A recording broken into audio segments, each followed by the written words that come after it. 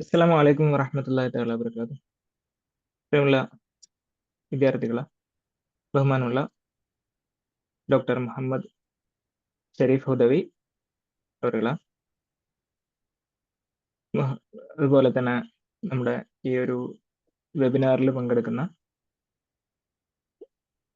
അറബി അക്കാദമിയിലെ വിദ്യാർത്ഥികളും അധ്യാപകരുമായിട്ടുള്ള പ്രിയപ്പെട്ടവരെ, നമ്മളിന്ന് ഒരു വെബിനാർ അറ്റൻഡ് ചെയ്തുകൊണ്ടിരിക്കുകയാണ്. ഇന്നത്തെ വെബിനാറിൽ നമ്മൾ ഡിസ്കസ് ചെയ്യുന്നത് അറബി ഭാഷാ പഠനവും അതിൻ്റെ തൊഴിൽ സാധ്യതകളെ കുറിച്ചാണ്.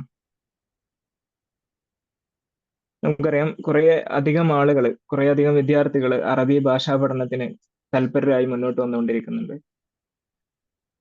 സ്വാഭാവികമായിട്ടും പല ആളുകൾക്കും അറബി ഭാഷയോടുള്ള താല്പര്യം കൊണ്ടും അതിന്റെ വ്യത്യസ്തമായിട്ടുള്ള തലങ്ങളിലുള്ള താല്പര്യങ്ങൾ കൊണ്ട് അറബി ഭാഷാ പഠനത്തിന് മുന്നോട്ട് വരുന്നവരുണ്ട്. ജോലി സാധ്യതകൾ മുന്നിൽ കണ്ടുകൊണ്ട് വരുന്നവരുണ്ട്.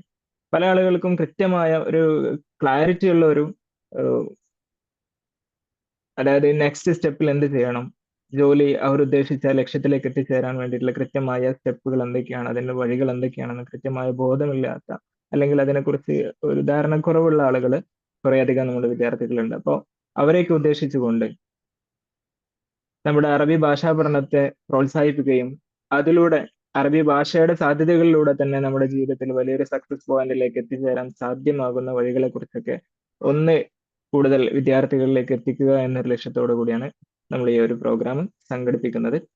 റബി അക്കാദമിയെ സംബന്ധിച്ചിടത്തോളം വളരെ സന്തോഷത്തോടു കൂടിയാണ്, വളരെയധികം അഭിമാനത്തോടു കൂടിയാണ് ഈ ഒരു പ്രോഗ്രാം ഇവിടെ സംഘടിപ്പിക്കുന്നത്.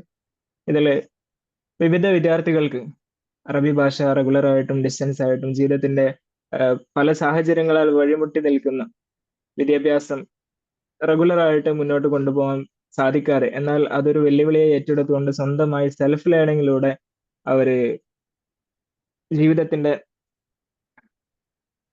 യഥാർത്ഥ വഴികളിലേക്ക്, അല്ലെങ്കിൽ വിജയത്തിന്റെ വഴികളിലേക്ക് എത്തിച്ചേരാൻ വേണ്ടി ആ അറബി ഭാഷയെ തന്നെ സ്വീകരിച്ചുകൊണ്ട് മുന്നോട്ട് വന്ന ഒരുപാട് വിദ്യാർത്ഥികൾ ഈ ഒരു പ്രോഗ്രാം അറ്റൻഡ് ചെയ്തുകൊണ്ട് ഇരിക്കുന്നുണ്ട്. അപ്പൊ അവരെ സംബന്ധിച്ചിടത്തോളം ഇന്നത്തെ ഈ ഒരു പ്രോഗ്രാമിൽ വളരെ നല്ല ഒരു അനുഭവമായിരിക്കും. കാരണം നമുക്കിന്ന് ഈ ഒരു വിഷയം വിശകലനം ചെയ്യാൻ വേണ്ടിയിട്ട്, അതിനെക്കുറിച്ച് കൂടുതൽ വിശദമായി സംസാരിക്കാൻ വേണ്ടിയിട്ട് ലഭ്യമായിട്ടുള്ളത് നമ്മുടെ പ്രിയ സുഹൃത്തും കൂടിയായിട്ടുള്ള ഡോക്ടർ മുഹമ്മദ് ഷരീഫ് ഹുദവിയാണ്. അദ്ദേഹത്തെ കുറിച്ച് പറയുകയാണെങ്കിൽ കരിയർ മേഖലകളിലും അതുപോലെ തന്നെ മോട്ടിവേഷണൽ, അല്ലെങ്കിൽ അത്തരം മേഖലകളിലൊക്കെ വളരെ ശ്രദ്ധ പതിപ്പിച്ചിട്ടുള്ള ഒരുപാട് മോട്ടിവേഷണൽ ക്ലാസ്സുകളും കരിയർ ഗൈഡൻസ്, കരിയർ ട്രെയിനിങ് തുടങ്ങിയിട്ടുള്ള മേഖലകളിലൊക്കെ പ്രോഗ്രാമുകൾ അവതരിപ്പിക്കുന്ന അനുഭവ സമ്പത്തിനുടമയായിട്ടുള്ള ഒരു വ്യക്തിത്വമാണ് അദ്ദേഹം. തവനൂർ ഗവൺമെന്റ് കോളേജിലെ അസിസ്റ്റന്റ് പ്രൊഫസറാണ് അറബി വിഭാഗത്തിൽ. അപ്പോൾ സ്വാഭാവികമായിട്ടും നമുക്ക് അദ്ദേഹത്തിന്റെ ഒരുപാട് നാളെ ഉള്ള അദ്ദേഹത്തിന്റെ അനുഭവജ്ഞാനങ്ങളിലൂടെയും അറബി ഭാഷയുടെ സാധ്യതകളെ കുറിച്ച് കൃത്യമായ അദ്ദേഹത്തിന്റെ ആ ഒരു ബോധം, അറിവുമെല്ലാം നമുക്ക് നമ്മുടെ ജീവിതത്തിന്റെ വിദ്യാഭ്യാസത്തിന്റെ വളർച്ചയുടെ വഴികളിലേക്ക് വലിയ ഒരു മുതൽക്കൂട്ടാകുമെന്ന് പ്രത്യാശിക്കുകയാണ്. ഇൻഷാ അല്ലാഹ് നമ്മൾ അറബി ഭാഷയുടെ പ്രോത്സാഹനത്തിന് വേണ്ടി, അതിന്റെ പ്രൊമോഷന് വേണ്ടിയിട്ട്, അത് ഉപയോഗിച്ചുകൊണ്ടുള്ള തൊഴിൽ സാധ്യതകളെ കൂടുതൽ കണ്ടെത്താൻ വേണ്ടിയിട്ടൊക്കെയാണ് ഈ ഒരു പ്രോഗ്രാം ഇവിടെ സംഘടിപ്പിക്കുന്നത് എന്ന് നമ്മൾ മനസ്സിലാക്കി. അറബി അക്കാദമി സ്വാഭാവികമായിട്ടും നമ്മൾ ആ ഒരു തലത്തിൽ ഒരുപാട് മുന്നേറ്റങ്ങൾ നടത്തിക്കൊണ്ടിരിക്കുകയാണ്. നമ്മൾ നേരത്തെ പറഞ്ഞതുപോലെ തന്നെ റെഗുലർ ആയിട്ട് പഠനം സാധ്യമാവാത്ത ഒരുപാട് ആയിരക്കണക്കിന് വിദ്യാർത്ഥികൾക്ക് ഈ ഒരു സമയങ്ങളിലായിട്ട്, 2-3 വർഷങ്ങളായിട്ട്, സ്റ്റാർട്ട് ചെയ്തിട്ട് ഒരു 3 വർഷമൊക്കെ ആയിട്ടുള്ള ഈ ഒരു 3 വർഷങ്ങൾക്കുള്ളിലായിട്ട് ആയിരത്തോളം വിദ്യാർത്ഥികൾ നമ്മുടെ അക്കാഡമിയിൽ എൻറോൾ ചെയ്യുകയും അവർ വിവിധ കോഴ്സുകളായിട്ട് പ്രിലിമിനറി തുടങ്ങി B A Arabic, B A Afzal, M A Arabic തുടങ്ങിയിട്ടുള്ള വിവിധ കോഴ്സുകളിൽ വിവിധ വിഷയങ്ങൾ അവർക്ക് സെൽഫ് ലേണിങ്ങിന് ഒരു സഹായകമായിട്ട് നിലനിൽക്കാൻ നമുക്ക് സാധിച്ചു എന്നത് തന്നെ വലിയൊരു സന്തോഷവും അഭിമാനവും ഒക്കെയാണ്. അള്ളാഹു അത് കൂടുതൽ വിജയങ്ങളിലേക്ക് എത്തിച്ചേരാൻ വേണ്ടിയിട്ട് സഹായിക്കട്ടെ. നിങ്ങളുടെ ദുആയിലും നിങ്ങളുടെ സപ്പോർട്ടിലും ഒക്കെ അറബി അക്കാദമിയെ കൂടി ഉൾപ്പെടുത്തുക. ഇത് നിങ്ങൾക്കൊരു വളരെ മൂല്യവത്തായിട്ടുള്ള ഒരു സമയമായിട്ട്, നല്ലൊരു മുഹൂർത്തമായിട്ട് ഈ ഒരു കുറഞ്ഞ സമയം നമുക്ക് വിനിയോഗിക്കാം. ഇൻഷാ അല്ലാഹ് നമ്മൾ ഇതിൽ കൂടുതൽ ഔപചാരികതകളൊന്നുമില്ല. ജസ്റ്റ് ഷെരീഫ് സാറ് വിഷയം അവതരിപ്പിക്കും. അതിനുശേഷം നമുക്ക് ക്വസ്റ്റ്യൻ ആൻസർ സെഷൻ ഉണ്ട്. അതിനുശേഷം നമുക്ക് അതിന്റെ അത്രയേ ഉള്ളൂ. കൂടുതൽ ഔപചാരികതകളൊന്നുമില്ല. നമ്മുടെ കൂടെ ചെറിയൊരു ഇനാഗുറൽ സെഷനായിട്ട് ചെറിയൊരു 2 വാക്കിൽ സംസാരിക്കാൻ വേണ്ടിയിട്ട് ബഹുമാനപ്പെട്ട കടമ്പുഴ ഗ്രേസ് വാലി കോളേജിന്റെ ഗ്രേസ് വാലി ഹയർ സെക്കൻഡറി സ്കൂളിലെ പ്രിൻസിപ്പലും കൂടിയായിട്ടുള്ള റഫീഖ് റഫീഖ് സാറ് കൂടി നമ്മുടെ കൂടെ ഉണ്ട്. അദ്ദേഹം കുറഞ്ഞ വാക്കിലെ ഒരു ഉദ്ഘാടന ഭാഷണം കൂടി നിർവഹിച്ചിട്ട് നമുക്ക് സെഷനിലേക്ക് നേരിട്ട് പ്രവേശിപ്പിക്കാം. കൂടുതൽ സമയം കളയാതെ തന്നെ നമ്മുടെ പ്രോഗ്രാം വിജയകരമായിട്ട് ഭംഗിയായിട്ട് നടത്തേണ്ടതുണ്ട്. അതിന് നിങ്ങളുടെ സഹകരണം കൂടി, നിങ്ങളുടെ സംശയങ്ങളെല്ലാം ആ സമയത്ത് കൃത്യമായി നോട്ട് ചെയ്ത് വെക്കുക. അദ്ദേഹം നമ്മുടെ ഷെരീഫ് സാറ് സെഷൻ അവസാനിപ്പിച്ചതിന് ശേഷം ചോദ്യോത്തരവേള നമ്മൾ ഓപ്പൺ ചെയ്യുന്ന സമയത്ത് ഞങ്ങൾക്ക് മൈക്ക് ഓപ്പൺ ആക്കിയിട്ട് സംശയങ്ങൾ ചോദിക്കാം. ചാറ്റ് ബോക്സ് ഉപയോഗിച്ചുകൊണ്ട് അതിൽ ടെക്സ്റ്റ് ആയിട്ട് നിങ്ങൾക്ക് ക്വസ്റ്റ്യൻസുകൾ എഴുതാം. ഏതായാലും അതിന്റെ ഇടയിൽ പിന്നെ മൈക്രോ നോയ്സുകൾ വരാതെ നിങ്ങളുടെ ഭാഗത്തു നിന്നുള്ള ഒരു സഹകരണം കൂടി പ്രതീക്ഷിക്കുകയാണ്. നല്ല സുഖമായിട്ട് സ്മൂത്തായിട്ട് നമുക്ക് ഈ പ്രോഗ്രാം കണ്ടക്ട് ചെയ്യാൻ അത് അനിവാര്യമാണ്. അതുകൊണ്ട് ഇൻഷാ അല്ലാഹ് റഫീഖ് സാറ് ഇനാഗുറേഷന് വേണ്ടിയിട്ട് ക്ഷണിക്കും.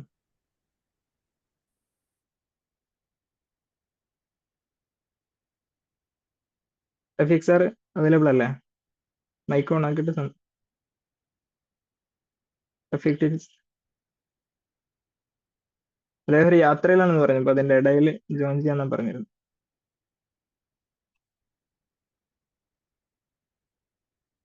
ഓക്കെ, ഷെരീഫ് സാർ ഓക്കെ ആണോ? ഓക്കെ. നമുക്ക് നല്ലേ ഡയറക്റ്റ് സൗണ്ട് കേൾക്കുന്നില്ലേ? കേൾക്കുന്നില്ല എന്ന് പറയുന്നത്. ഓക്കെ അല്ലേ? അപ്പൊ ചില ആളുകൾക്ക് നെറ്റ്വർക്കിന്റെ എന്തെങ്കിലും ഇഷ്യൂ ഉണ്ട്. കേൾക്കാത്ത എന്തെങ്കിലും ഇഷ്യൂസ് വരുന്ന സമയത്ത് നിങ്ങൾ ജസ്റ്റ് ഒന്ന് അതിൽ നിന്ന് സൈൻ ഔട്ട് ചെയ്തിട്ട് വീണ്ടും ജോയിൻ ചെയ്താൽ മതി. നെറ്റ്വർക്കിന്റെ ഇഷ്യൂ ഒക്കെ ഉണ്ടാവും. അപ്പോ വിഷയം അവതരിപ്പിക്കാൻ വേണ്ടിയിട്ട് വളരെ ബഹുമാനപൂർവ്വം ഡോക്ടർ മുഹമ്മദ് ഷെരീഫ് ഹുദവി സാറ് ഈ ഒരു പ്രോഗ്രാമിലേക്ക് ക്ഷണിക്കുകയാണ്. ഇൻഷാ അല്ലാഹ് റഫീഖ് സാറ് അവൈലബിൾ ആവുന്ന സമയത്ത് ലാസ്റ്റ് സെഷനിൽ സംസാരിക്കും. Okay, then welcome to this program. സാറേ, ഞാൻ സ്ക്രീൻ ഷെയർ ചെയ്യാം. അപ്പോ സ്ക്രീന് കാണുന്നുണ്ടോ? സ്ക്രീൻ ഷെയർ വരുന്നുണ്ടാവുള്ളൂ. ഇല്ല, വന്നിട്ടില്ല.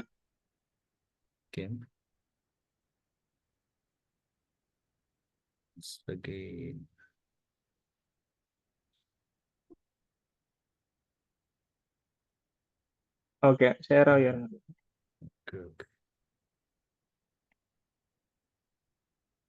അസ്സലാമു അലൈക്കും വറഹ്മത്തുള്ളാഹി വബറകാതുഹു. പ്രിയപ്പെട്ട സുഹൃത്തുക്കളെ, നേരത്തെ മുഹമ്മദ് സാർ ഇൻട്രൊഡക്ഷനിൽ സൂചിപ്പിച്ചതുപോലെ അറബി ഭാഷയുമായി ബന്ധപ്പെട്ട വിവിധങ്ങളായ ചർച്ചകളുടെ ഭാഗമായി സഞ്ചരിക്കുന്നവരും അറബി ഭാഷക്കൊപ്പം സഞ്ചരിക്കുന്നവരും അറബി ഭാഷ കൊണ്ട് ജീവിക്കുന്നവരും എന്നൊക്കെ വേണമെങ്കിൽ പറയാൻ പറ്റും. നമ്മൾ വാത്തോരാതെ നമുക്ക് സംസാരിക്കാൻ കഴിയുന്ന ഭാഷയാണ് അറബി എന്നല്ല ഞാൻ പറയുന്നത്. വാത്തോരാതെ നമുക്ക് അറബി ഭാഷയെക്കുറിച്ച് സംസാരിക്കാൻ കഴിയാറുണ്ട്.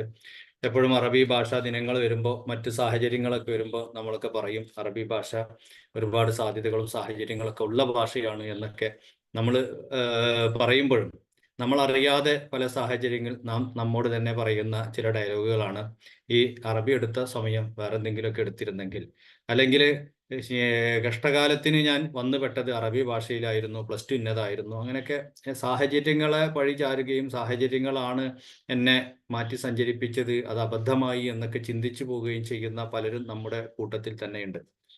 ഞങ്ങളൊക്കെ പറയാറുണ്ട്, പഠിക്കുന്ന സമയത്ത് നമ്മുടെ കൂടെയുള്ള പല ആളുകളും ചിലപ്പോൾ MA അറബിക്കിന് പഠിച്ചുകൊണ്ടിരിക്കുമ്പോൾ അല്ലെങ്കിൽ BA അറബിക്കിന് പഠിച്ചുകൊണ്ടിരിക്കുമ്പോൾ കോളേജിൽ പോകുന്ന സമയത്ത് എന്തിനാ പഠിക്കുന്നത് എന്ന് ചോദിക്കുന്ന സമയത്ത്, അല്ലെങ്കിൽ ചോദിക്കുമ്പോൾ പഠിക്കുന്നത് അറബിക്കിനാണ് എന്ന് പറയാൻ വരെ മടി കാണിക്കുന്ന പല ആളുകളും നമ്മുടെ കൂട്ടത്തിലും നമ്മുടെ ഇടയിലൊക്കെ ഉണ്ടായിട്ടുണ്ട്, അല്ലെങ്കിൽ നമുക്ക് ചുറ്റും ഉണ്ടായിട്ടുണ്ട്. അത് നമ്മുടെ ഭാഷയെക്കുറിച്ച് അറിയാത്തത് കൊണ്ടും അറബി ഭാഷയുടെ സാധ്യതകളെക്കുറിച്ചും അറബി ഭാഷ വിഭാവനം ചെയ്യുന്ന വലിയ സാഹചര്യങ്ങളെക്കുറിച്ചും മനസ്സിലാക്കാത്തത് കൊണ്ടാണ്. ചെറിയൊരു ഉദാഹരണത്തിൽ നിന്ന് തുടങ്ങാം. ഞാനിന്ന് കുറഞ്ഞ സൂം ആയതുകൊണ്ട് തന്നെ കുറേ നേരം നെറ്റ്വർക്കിന് നമ്മളെ സഹിക്കാൻ കഴിയില്ല. അതുകൊണ്ട് ഇടയ്ക്കിടയ്ക്ക് ഇന്ററപ്റ്റ് ചെയ്തുകൊണ്ടിരിക്കും. അതുകൊണ്ട് തന്നെ വളരെ ചുരുക്കി നമ്മുടെ വിഷയങ്ങളെക്കുറിച്ച് അവതരിപ്പിക്കുന്നതിന് വേണ്ടിയിട്ട് ഞാൻ ചെറിയൊരു നോട്ട് തയ്യാറാക്കിയിട്ടുണ്ട്, അല്ലെങ്കിൽ കാർഡ് കയറുമെന്ന് പേടിച്ചിട്ടാണ്.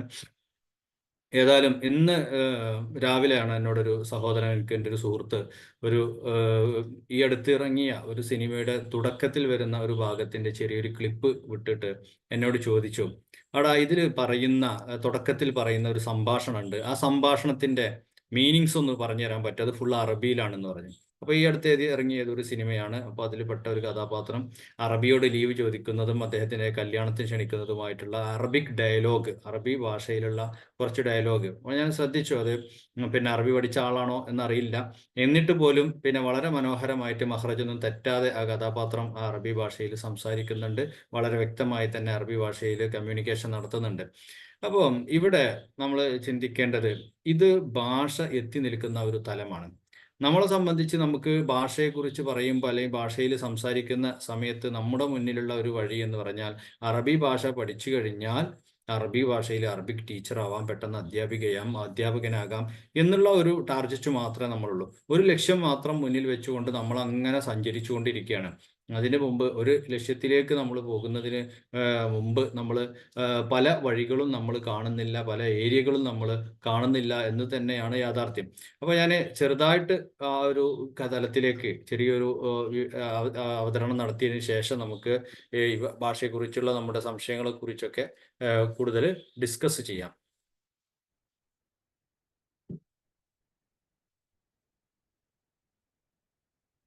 ഒന്ന് ഇത് ജസ്റ്റ് ഇൻട്രൊഡക്ഷനിൽ കുറച്ച് കാര്യങ്ങൾ നമ്മൾ പറയുന്നത് പിന്നെ ഒരു സബ്ജക്റ്റ് ആകുന്ന സമയത്ത് നിങ്ങളൊക്കെ പല മേഖലകളിൽ അക്കാദമിക മേഖലകളിൽ വർക്ക് ചെയ്യുന്ന ആളുകളാണ്. അക്കാദമികമായിട്ട് നമ്മളൊരു വിഷയ സബ്ജക്റ്റ് അവതരിപ്പിക്കുമ്പോൾ അതിൻ്റെ നാനാ തുറകൾ, നാനാ വിഷയങ്ങൾ ചർച്ച ചെയ്യുക എന്നുള്ളത് അതിൻ്റെ അനിവാര്യമാണ്. അതിന്റെ ഭാഗമായിട്ട് പറയുകയാണ് ഡിസംബർ 18 അറബി ഭാഷാ ദിനം എന്ന് നമുക്കറിയാം. 30ഓളം രാഷ്ട്രങ്ങളുടെ ഔദ്യോഗിക ഭാഷ, 30 കോടി ജനങ്ങളുടെ ഭാഷ, 128 കോടി ജനതയുടെ മതഭാഷ, യുനെസ്കോ അംഗീകൃത ഭാഷ, ഖുർആനിന്റെ ഭാഷ, സാഹിത്യത്തിന് നോബൽ സമ്മാനം നേടിയ ഭാഷ, ലോകത്ത് സ്ഥിരമായി നിലനിൽക്കുന്ന ഭാഷ. ഇങ്ങനെ നമ്മൾ ധാരാളം അറബി ഭാഷയെക്കുറിച്ച് നിരന്തരമായി അറിയുന്നവരും സംസാരിക്കുന്നവരൊക്കെയാണ്.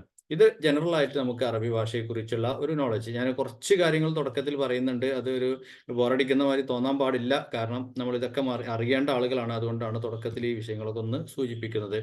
അപ്പോൾ എന്താണ് Arabic language? What is Arabic language? നമ്മൾ പഠിപ്പിക്കുന്ന ഭാഷ തന്നെയാണല്ലോ. എന്നാൽ എന്താണ് അറബിക് ഭാഷ? ഞാൻ ഇതിൽ അറബി ഭാഷയെക്കുറിച്ച് വിശദമായി അറിയുന്ന, അറബി ഭാഷ പഠിക്കുന്ന ആളുകളാണ് ഇതിലുള്ളത്. എന്നാലും ഞാൻ ഒരു പിന്നെ as a part of subject to complete the level of subject, അതിന് വേണ്ടിയിട്ടാണ് ഞാൻ പറയുന്നത്. Arabic is a Semitic language originating from the Arabia with its spread in to Africa and Asia. Semitic language ആണ്. പിന്നെ ആഫ്രിക്കൻ രാഷ്ട്രങ്ങളിലും സൗത്ത് ഏഷ്യയിലൊക്കെ സംസാരിച്ചുകൊണ്ടിരിക്കുന്ന ഭാഷയാണ്. ഇവിടെ വേറൊരു കാര്യം ഞാൻ സിമ്പിളായിട്ട് പറയുകയാണ്. സെമിറ്റിക് ലാംഗ്വേജ് എന്ന് പറഞ്ഞാൽ നമ്മളൊക്കെ കേൾക്കുന്ന ഒരു ഭാഷയാണ്. What is mean by Semitic എന്ന് പറഞ്ഞാൽ നൂഹ് നബിയുടെ മകനായ സാമുബിന് നൂഹിൽ നിന്ന് വന്ന ആ ഒരു ഭാഷക്കാണ് സെമിറ്റിക് എന്ന് പറയാം. പിന്നെ അറബ് ഭാഷയുടെ റീച്ച് എന്ന് പറഞ്ഞാൽ മിഡിൽ ഈസ്റ്റേൺ കൺട്രീസിലുണ്ട്, നോർത്ത് ആഫ്രിക്കയിലുണ്ട്. Arabic is considered one of the oldest languages. ഭാഷകളിലെ പഴക്കം ചെന്ന, അല്ലെങ്കിൽ നമ്മൾ പറയാറുള്ള പൗരാണിക ഭാഷ എന്ന് പറയുന്ന ഭാഷകളുടെ കൂട്ടത്തിൽ എണ്ണപ്പെടുന്ന ഭാഷയാണ്. പിന്നെ സ്റ്റോറി, ഒരുപാട് കഥ പറച്ചിലുകൾക്കും മറ്റൊക്കെ ഉപയോഗിക്കുന്ന ഭാഷയാണ്. ഇനി ഒരു ഭാഷയുടെ ഉപയോഗം എന്ന് പറഞ്ഞാൽ എന്തിനാണ് നമ്മൾ ഭാഷ ഉപയോഗിക്കുന്നത്? അപ്പൊ നമ്മൾ ഭാഷ ഉപയോഗിക്കുന്നത് ഇൻഫോർമേഷൻ കൈമാറാനാണ്, നമ്മുടെ വികാരങ്ങൾ പ്രകടിപ്പിക്കാനാണ്, പിന്നെ നമ്മൾ ഒരാളോട് കമന്റ് പറയാനാണ്, അല്ലെങ്കിൽ നമ്മുടെ ഒരു കലാപരമായ ഒരു വസ്തുത നിർമ്മിക്കുന്നതിന് വേണ്ടിയാണ്, സാമൂഹിക ബന്ധങ്ങൾ ഊട്ടിയുറപ്പിക്കുന്നതിന് വേണ്ടിയിട്ടാണ് ഭാഷ ഉപയോഗിക്കുന്നത്. ഇതൊക്കെ എന്തിനാ തുടക്കത്തിൽ പറഞ്ഞു പറഞ്ഞാല് because Arabic is A language. അപ്പൊ ഈ കാര്യങ്ങൾക്കൊക്കെ അറബിക്ക് വേണം. അതിൻ്റെ ഒരു ഓപ്പർച്യൂണിറ്റിയാണ്, അല്ലെങ്കിൽ അതിൻ്റെ ഒരു സ്കോപ്പാണ്. അപ്പോൾ ഇൻഫർമേഷൻ കൈമാറാനെന്ന് പറഞ്ഞിട്ടുണ്ടെങ്കിൽ പിന്നെ അമേരിക്ക ഇസ്രായേലുമായി കരാറിലെത്തി എന്നൊരു ഇൻഫർമേഷൻ നമുക്ക് ഒരു അറബിയോട് പറയണമെങ്കിൽ നമുക്ക് ഭാഷ വേണം. അപ്പോൾ അവിടെയാണ് നമ്മൾ ഏത് ഭാഷ വേണം, എങ്ങനെ ഉപയോഗിക്കണം എന്നുള്ളത് വരുന്നത്. അവിടെ അതിൻ്റെ ഭാഗമായിട്ടാണ് ഈ ട്രാൻസ്ലേഷനൊക്കെ വരുന്നത്. അപ്പോൾ പിന്നെ അറബ് നാട്ടിൽ ചെന്നിട്ട് ഇംഗ്ലീഷിൽ പറഞ്ഞാൽ ചിലപ്പോൾ മനസ്സിലാവില്ല. അപ്പോൾ അവിടെ അറബി ആവശ്യമാണ്. To express emotions. നമ്മൾ പിന്നെ ഗൾഫിൽ താമസിച്ച് തിരിച്ചു വരുന്ന സമയത്ത് ആ അറബി നമുക്ക് ചെയ്ത സേവനങ്ങൾ നമുക്ക് അവരോട് പറയണമെന്നുണ്ടെങ്കിൽ, നല്ല അറബി ഭാഷയിൽ പറയണമെന്നുണ്ടെങ്കിൽ, ഇമോഷൻ, നമ്മുടെ സന്തോഷം വ്യക്തമാക്കണം എന്നുണ്ടെങ്കിൽ നമുക്ക് അറബി ഭാഷ ആവശ്യമാണ്.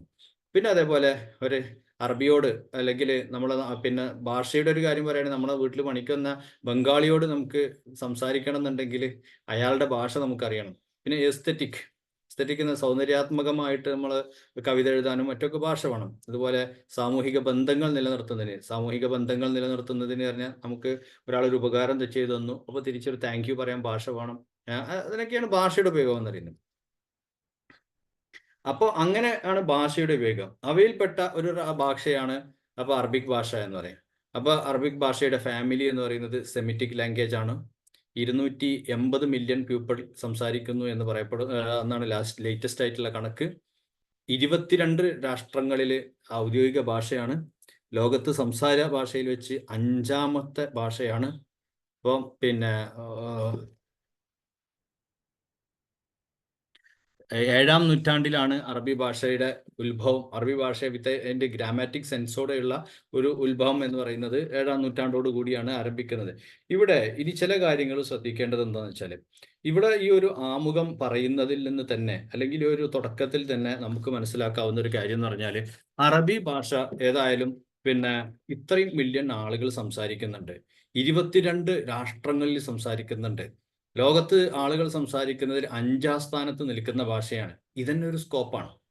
ഇവിടെ തന്നെ നമ്മുടെ സ്കോപ്പ് കിടക്കുന്നുണ്ട്. സ്കോപ്പ് എന്ന് നമ്മൾ സ്ഥിരം എല്ലാവരും യൂസ് ചെയ്യുന്നതുകൊണ്ട് പറയുന്നതാണ്. സ്കോപ്പ് എന്നുള്ളത് പിന്നെ അതിൻ്റെ ഒരു നമ്മൾ സാധാരണ തരത്തിൽ ഉപയോഗിക്കുന്ന തരത്തിലല്ല സ്കോപ്പ് എന്ന് തന്നെ. സ്കോപ്പ് സോഷ്യോളജി ഒക്കെ പഠിച്ച ആളുകൾക്ക് അറിയാം അതിൻ്റെ ഒരു ലിമിറ്റേഷൻ എന്നുള്ളതിലൊക്കെ ഒതുക്കുന്ന ഒരു കാര്യമാണ്.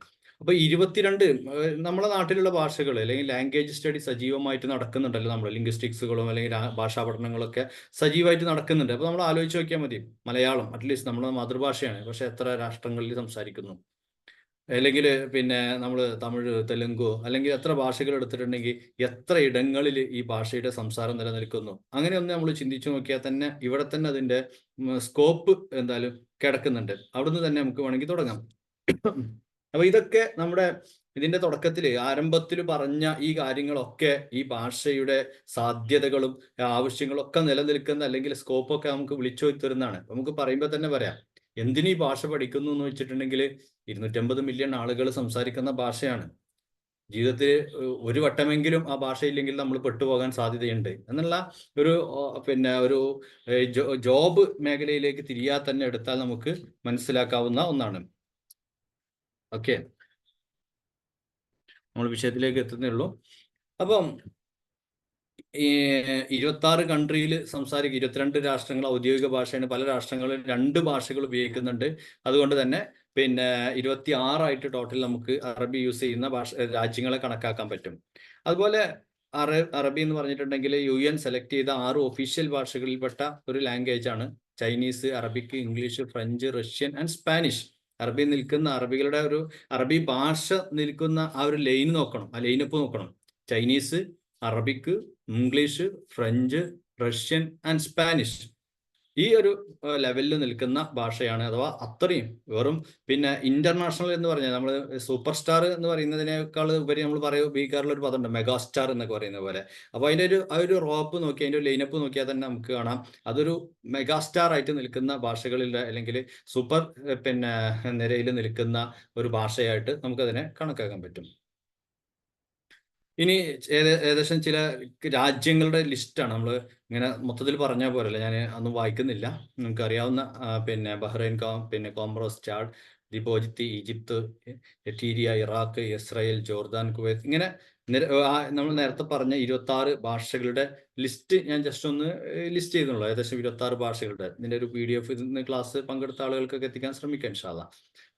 അപ്പോൾ അതിൽ ഉണ്ടാവും, ജസ്റ്റ് ഒന്ന് നോക്കി വെക്കുക. അപ്പോൾ നിങ്ങൾക്ക് റീഡ് ചെയ്യാവുന്നതേ ഉള്ളൂ. ഇനി ഈ പറഞ്ഞ കാര്യങ്ങളുടെ ഒരു ആകത്തുക, ഈ പറഞ്ഞതിൻ്റെ ഇപ്പൊ ഇതുവരെ പറഞ്ഞ ഒരു പിന്നെ ഒരു നമ്മളെ മുഖദ്ദിമയുടെ അല്ലെങ്കിൽ നമ്മൾ പറഞ്ഞ ഈ മുഖദ്ദിമയുടെ ആകത്തുക എന്ന് പറഞ്ഞാൽ, Arabic is the 5th most spoken language in the world. ലോകത്ത് സംസാരിക്കുന്ന ഭാഷകളുടെ കൂട്ടത്തിൽ പിന്നെ 5ാമത്തെ നിലയിൽ നിൽക്കുന്നതാണ്. High demand Arabic speakers in the western world. പാശ്ചാത്യ രാജ്യങ്ങളിലൊക്കെ അറബി സംസാരിക്കുന്നവർക്ക് വലിയ ഡിമാൻഡ് ഉണ്ട്. Arabic is the language of the Quran, the holy book of Islam. ഖുറാന്റെ ഭാഷയാണ്. നമ്മുടെ പേഴ്സണലി ഒരു മുസ്ലിം എന്നുള്ള ആൾക്ക് അല്ലെങ്കിൽ ഒരു വിശ്വാസി എന്നുള്ള ആൾക്ക് വളരെ, അല്ലെങ്കിൽ വിശ്വാസി മുസ്ലിം ആണെങ്കിൽ പോലും അവർക്ക് പിന്നെ അറബി ഭാഷ വളരെ അനിവാര്യമാണ്. പിന്നെ അറബിയുടെ ഒരു പ്രത്യേകത തന്നെ ഗ്രോവിംഗ് ലാംഗ്വേജ് ആണ്. Arabic minority in worldwide. Arabic അല്ലെങ്കിൽ അറബികൾ എന്ന് പറയുന്ന ലോകത്ത് മുഴുവൻ വ്യാപകമായിക്കൊണ്ടിരിക്കുന്നു. Business opportunities in Arabic speaking countries, ധാരാളം സാധ്യതകൾ നമ്മുടെ നാട്ടിലൊക്കെ ഈ അടുത്ത് നമ്മുടെ മനസ്സിൽ കുറെ പദ്ധതികളുടെ ഫോട്ടോ ഒന്നും കാണാൻ കഴിയില്ല. പക്ഷെ നമ്മുടെ കേരളത്തിൽ വികസനമൊക്കെ നടന്നിരുന്ന ഒരു കാലത്ത് പല വികസന സംബന്ധമായിട്ടുള്ള പ്രൊജക്ടുകളുടെ ഒക്കെ ഇനാഗുറേഷൻ ഒക്കെ നടക്കുന്ന സമയത്ത് നമ്മൾ കണ്ടിട്ടുണ്ടാകും. ഏതൊരു ബിസിനസ് പ്രൊജക്റ്റ് ആണെങ്കിലും ഏതൊരു വലിയ വല്ലാർപാടം കണ്ടെയ്നർ പദ്ധതി എന്നൊക്കെ പറയുന്ന പോലെ വലിയ പദ്ധതികളൊക്കെ ആണെങ്കിലും ആ പദ്ധതി നടക്കുന്ന സമയത്ത് കാണാൻ കുറെ അർപ്പിക്കെട്ട് കിട്ടിയ കുറെ ആളുകളൊക്കെ ഇങ്ങനെ നടക്കുന്നതാണ്. അതിന്റെ അർത്ഥം എന്താ? ഏതൊരു വലിയ എക്കണോമിക്കലി അല്ലെങ്കിൽ പിന്നെ ഫിനാൻഷ്യലി വലിയ സപ്പോർട്ട് വേണ്ട ഏതൊരു പദ്ധതി ആണെങ്കിലും അവിടെ അറബികളുടെ സാന്നിധ്യം ആവശ്യമാണ്. Learn Arabic as A hobby, love learning language ആണെങ്കിൽ പിന്നെ ഭാഷകൾ പഠിക്കുന്ന, ഭാഷയെ ഇഷ്ടപ്പെടുന്ന ആളുകൾക്ക് വളരെയധികം സാഹിത്യ സമ്പുഷ്ടമായ ഭാഷ എന്നുള്ളവർക്ക് അറബിയെ പഠിക്കാൻ പറ്റും. Rich cultural history of Arabic on the world, ലോക ചരിത്രത്തിൽ സാംസ്കാരികമായ വലിയൊരു ചരിത്രമുണ്ട് അറബി ഭാഷയ്ക്ക്. അത് ഞാൻ വിശദീകരിക്കുന്നില്ല, ചെറിയൊരു ഉദാഹരണം നമുക്ക് പറയാം. നമ്മുടെ നാട്ടിലെ അല്ലെങ്കിൽ നമ്മുടെ നിത്യഭാഷയിലെ ഭാഷാ പ്രയോഗങ്ങളിലെ പ്രണയങ്ങളെ കുറിച്ചൊക്കെ വർണ്ണിക്കുന്ന സമയത്ത് നമ്മൾ എപ്പോഴും പറയാറുണ്ട്, ലൈലയെ കുറിച്ച് പറയാറുണ്ട്, മജ്നുയെ കുറിച്ച് പറയാറുണ്ട്. ഒന്നും അറിയാത്ത, ഭാഷ അറിയാത്ത, മജ്നുവിന്റെ അർത്ഥം അറിയാത്ത ആളുകളൊക്കെ പറയും, ഓ പിന്നെ നിങ്ങളെന്താ ലൈല മജ്നു വേണോ എന്ന് ചോദിക്കാം. ലൈല മജ്നു നമുക്കറിയാം അറബി സാഹിത്യത്തിൽ ഏതോ ചരിത്രകാല അറബി സാഹിത്യം പഠിക്കുന്ന ആളുകൾക്ക് ചരിത്രകാലത്തെ ചില കവിതകളിൽ രൂപപ്പെട്ട കഥാപാത്രങ്ങളാണ് ലൈലയും മജ്നുവും ഒക്കെ. ഹുസ്നുൽ ജമാലെ, ബദറുൽ മുനീറെ എന്നൊക്കെ കവികൾ വിളിക്കാറുണ്ട്. അപ്പോൾ ഹുസ്നുൽ ജമാലും ബദറുൽ മുനീറും ജീവിച്ചിരുന്ന ആളുകളല്ല, അവരൊക്കെ അറബി സാഹിത്യത്തിൽ പിറവിയെടുത്ത പിന്നെ ചില കഥാപാത്രങ്ങളാണ്. വേറെ പിന്നെ 1001 രാവുകളിൽ പിറവിയെടുത്ത അലാവുദ്ദീനും അത്ഭുത വിളക്കും സിന്ധുബാദിന്റെ യാത്രകളും കാസിമിന്റെ ചെരുപ്പും പിന്നെ ഒക്കെ എല്ലാവരുടെ മനസ്സിലും ഉള്ളത് കൊണ്ടാണ് ഇന്നും അറബിക്കഥ ഈലഹൂറിയ എന്നൊക്കെ പറഞ്ഞിട്ട് എന്ത് പറയുന്ന സമയത്തും അറബിക്കഥ എന്നൊക്കെ പറയുന്നത്. അപ്പോൾ റിച്ച് കൾച്ചറൽ ഹിസ്റ്ററി ഉള്ള ഒരു ലാംഗ്വേജ് ആണ് അറബി ഭാഷ എന്ന് ജസ്റ്റ് നമ്മൾ മനസ്സിലാക്കി വെക്കാം. ഇനി നാഷണൽ ലെവലിൽ ഇന്ത്യയിൽ അറബി ഇതൊക്കെ പറയുമ്പോൾ അറബി പഠിക്കാനുള്ള സാധ്യതകളുള്ള കോളേജുകൾ കുറേ ഉണ്ട്. അപ്പം പിന്നെ ഇതൊക്കെ ഞാൻ ഈ നോട്ടിന്റെ ഭാഗമായിട്ട് ഇതാക്കുന്നത് വെച്ചാൽ ഇന്ത്യയിലെ ഒരു സംസ്ഥാനത്തെയും ഔദ്യോഗിക ഭാഷയല്ല, അല്ലെങ്കിൽ ഏതെങ്കിലും സംസ്ഥാനത്തിൽ സംസാരിക്കുന്ന ഭാഷയല്ല അറബി ഭാഷ. എന്നിട്ട് പോലും പിന്നെ ഇന്ത്യയിലെ ഒരുപാട് കോളേജുകളിൽ, യൂണിവേഴ്സിറ്റികളിൽ അറബി പഠിപ്പിക്കപ്പെടുന്നു. JNU, Jamia Millia, Aligarh, Banaras Hindu university, Barkatullah university, Calicut university, Guwahati university, അങ്ങനെ ധാരാളം പിന്നെ യൂണിവേഴ്സിറ്റികളിൽ അറബിക് ഡിപ്പാർട്ട്മെന്റുകളും റിസർച്ച് ഫെസിലിറ്റീസും ഉണ്ട് എന്നുള്ളത് അറബി ഭാഷയെ ഇന്ത്യ അത്ര ഗൗരവത്തോടെ കാണുന്നു എന്നുള്ള ഒരു ഇതിലേക്ക് സൂചിപ്പിക്കുന്നു. ഇനി സ്റ്റേറ്റ് ആണെന്നെങ്കിൽ ഒരുപാട് സ്റ്റേറ്റ് യൂണിവേഴ്സിറ്റികളിൽ പഠിപ്പിക്കുന്നുണ്ട്. ആന്ധ്രയിലുണ്ട്, ആസാമിലുണ്ട്, ഡൽഹി, കേരള, മധ്യപ്രദേശ്, മഹാരാഷ്ട്ര, തമിഴ്നാട്, ഉത്തർപ്രദേശ്, വെസ്റ്റ് ബംഗാൾ, ഇങ്ങനെ ഓരോ സ്റ്റേറ്റുകൾ എടുക്കുകയാണെന്നുണ്ടെങ്കിൽ ഈ രാഷ്ട്രങ്ങളിലൊക്കെ അറബി ഭാഷകളും പിന്നെ സ്കൂളുകൾ തലത്തിൽ വരെ അറബി ഭാഷകൾ പഠിക്കാനുള്ള സൗകര്യം പഠിപ്പിക്കപ്പെടുകയും ചെയ്യുന്നുണ്ട്. അപ്പൊ ഇത്രയും ഞാൻ ആമുഖം പറഞ്ഞത് പിന്നെ നമ്മൾ അറബി ഭാഷയെ കുറിച്ച് മനസ്സിലാക്കാൻ. ഇനി ഒരു 10-15 ഓപ്പർച്യൂണിറ്റീസ് മാത്രം പറഞ്ഞ് നമുക്ക് നമ്മുടെ ഒരു ഡിസ്കഷൻ സെഷനിലേക്ക് കടക്കാൻ പറ്റും. Career opportunities of Arabic language. Clear ആണല്ലോ? സൗണ്ടൊക്കെ ഓക്കെ കേൾക്കുന്നുണ്ടാവും വിചാരിക്കുന്നു. പിന്നെ ഞാൻ ആമുഖമായതുകൊണ്ടാണ് കുറച്ച് സ്പീഡിൽ പോയത്. പിന്നെ ഞാനിത് ഒരു നോട്ട് ബേസിൽ ചെയ്തത് കാർഡ് കയറാതിരിക്കാൻ വേണ്ടിയിട്ടാണ്. അപ്പൊ ഇനി കരിയർ സെലക്ഷനിൽ നമ്മൾ ഒരു job opportunities, career opportunities of Arabic language, അതാണല്ലോ നമ്മുടെ ഒരു മെയിൻ ഏരിയ എന്ന് പറയുന്നത്. അപ്പോൾ കരിയർ എന്നുള്ളത് പിന്നെ എങ്ങനെ സെലക്ട് ചെയ്യണം, കരിയർ എന്നുള്ളതിന്റെ ചർച്ച തുടങ്ങുകയാണെന്നുണ്ടെങ്കിൽ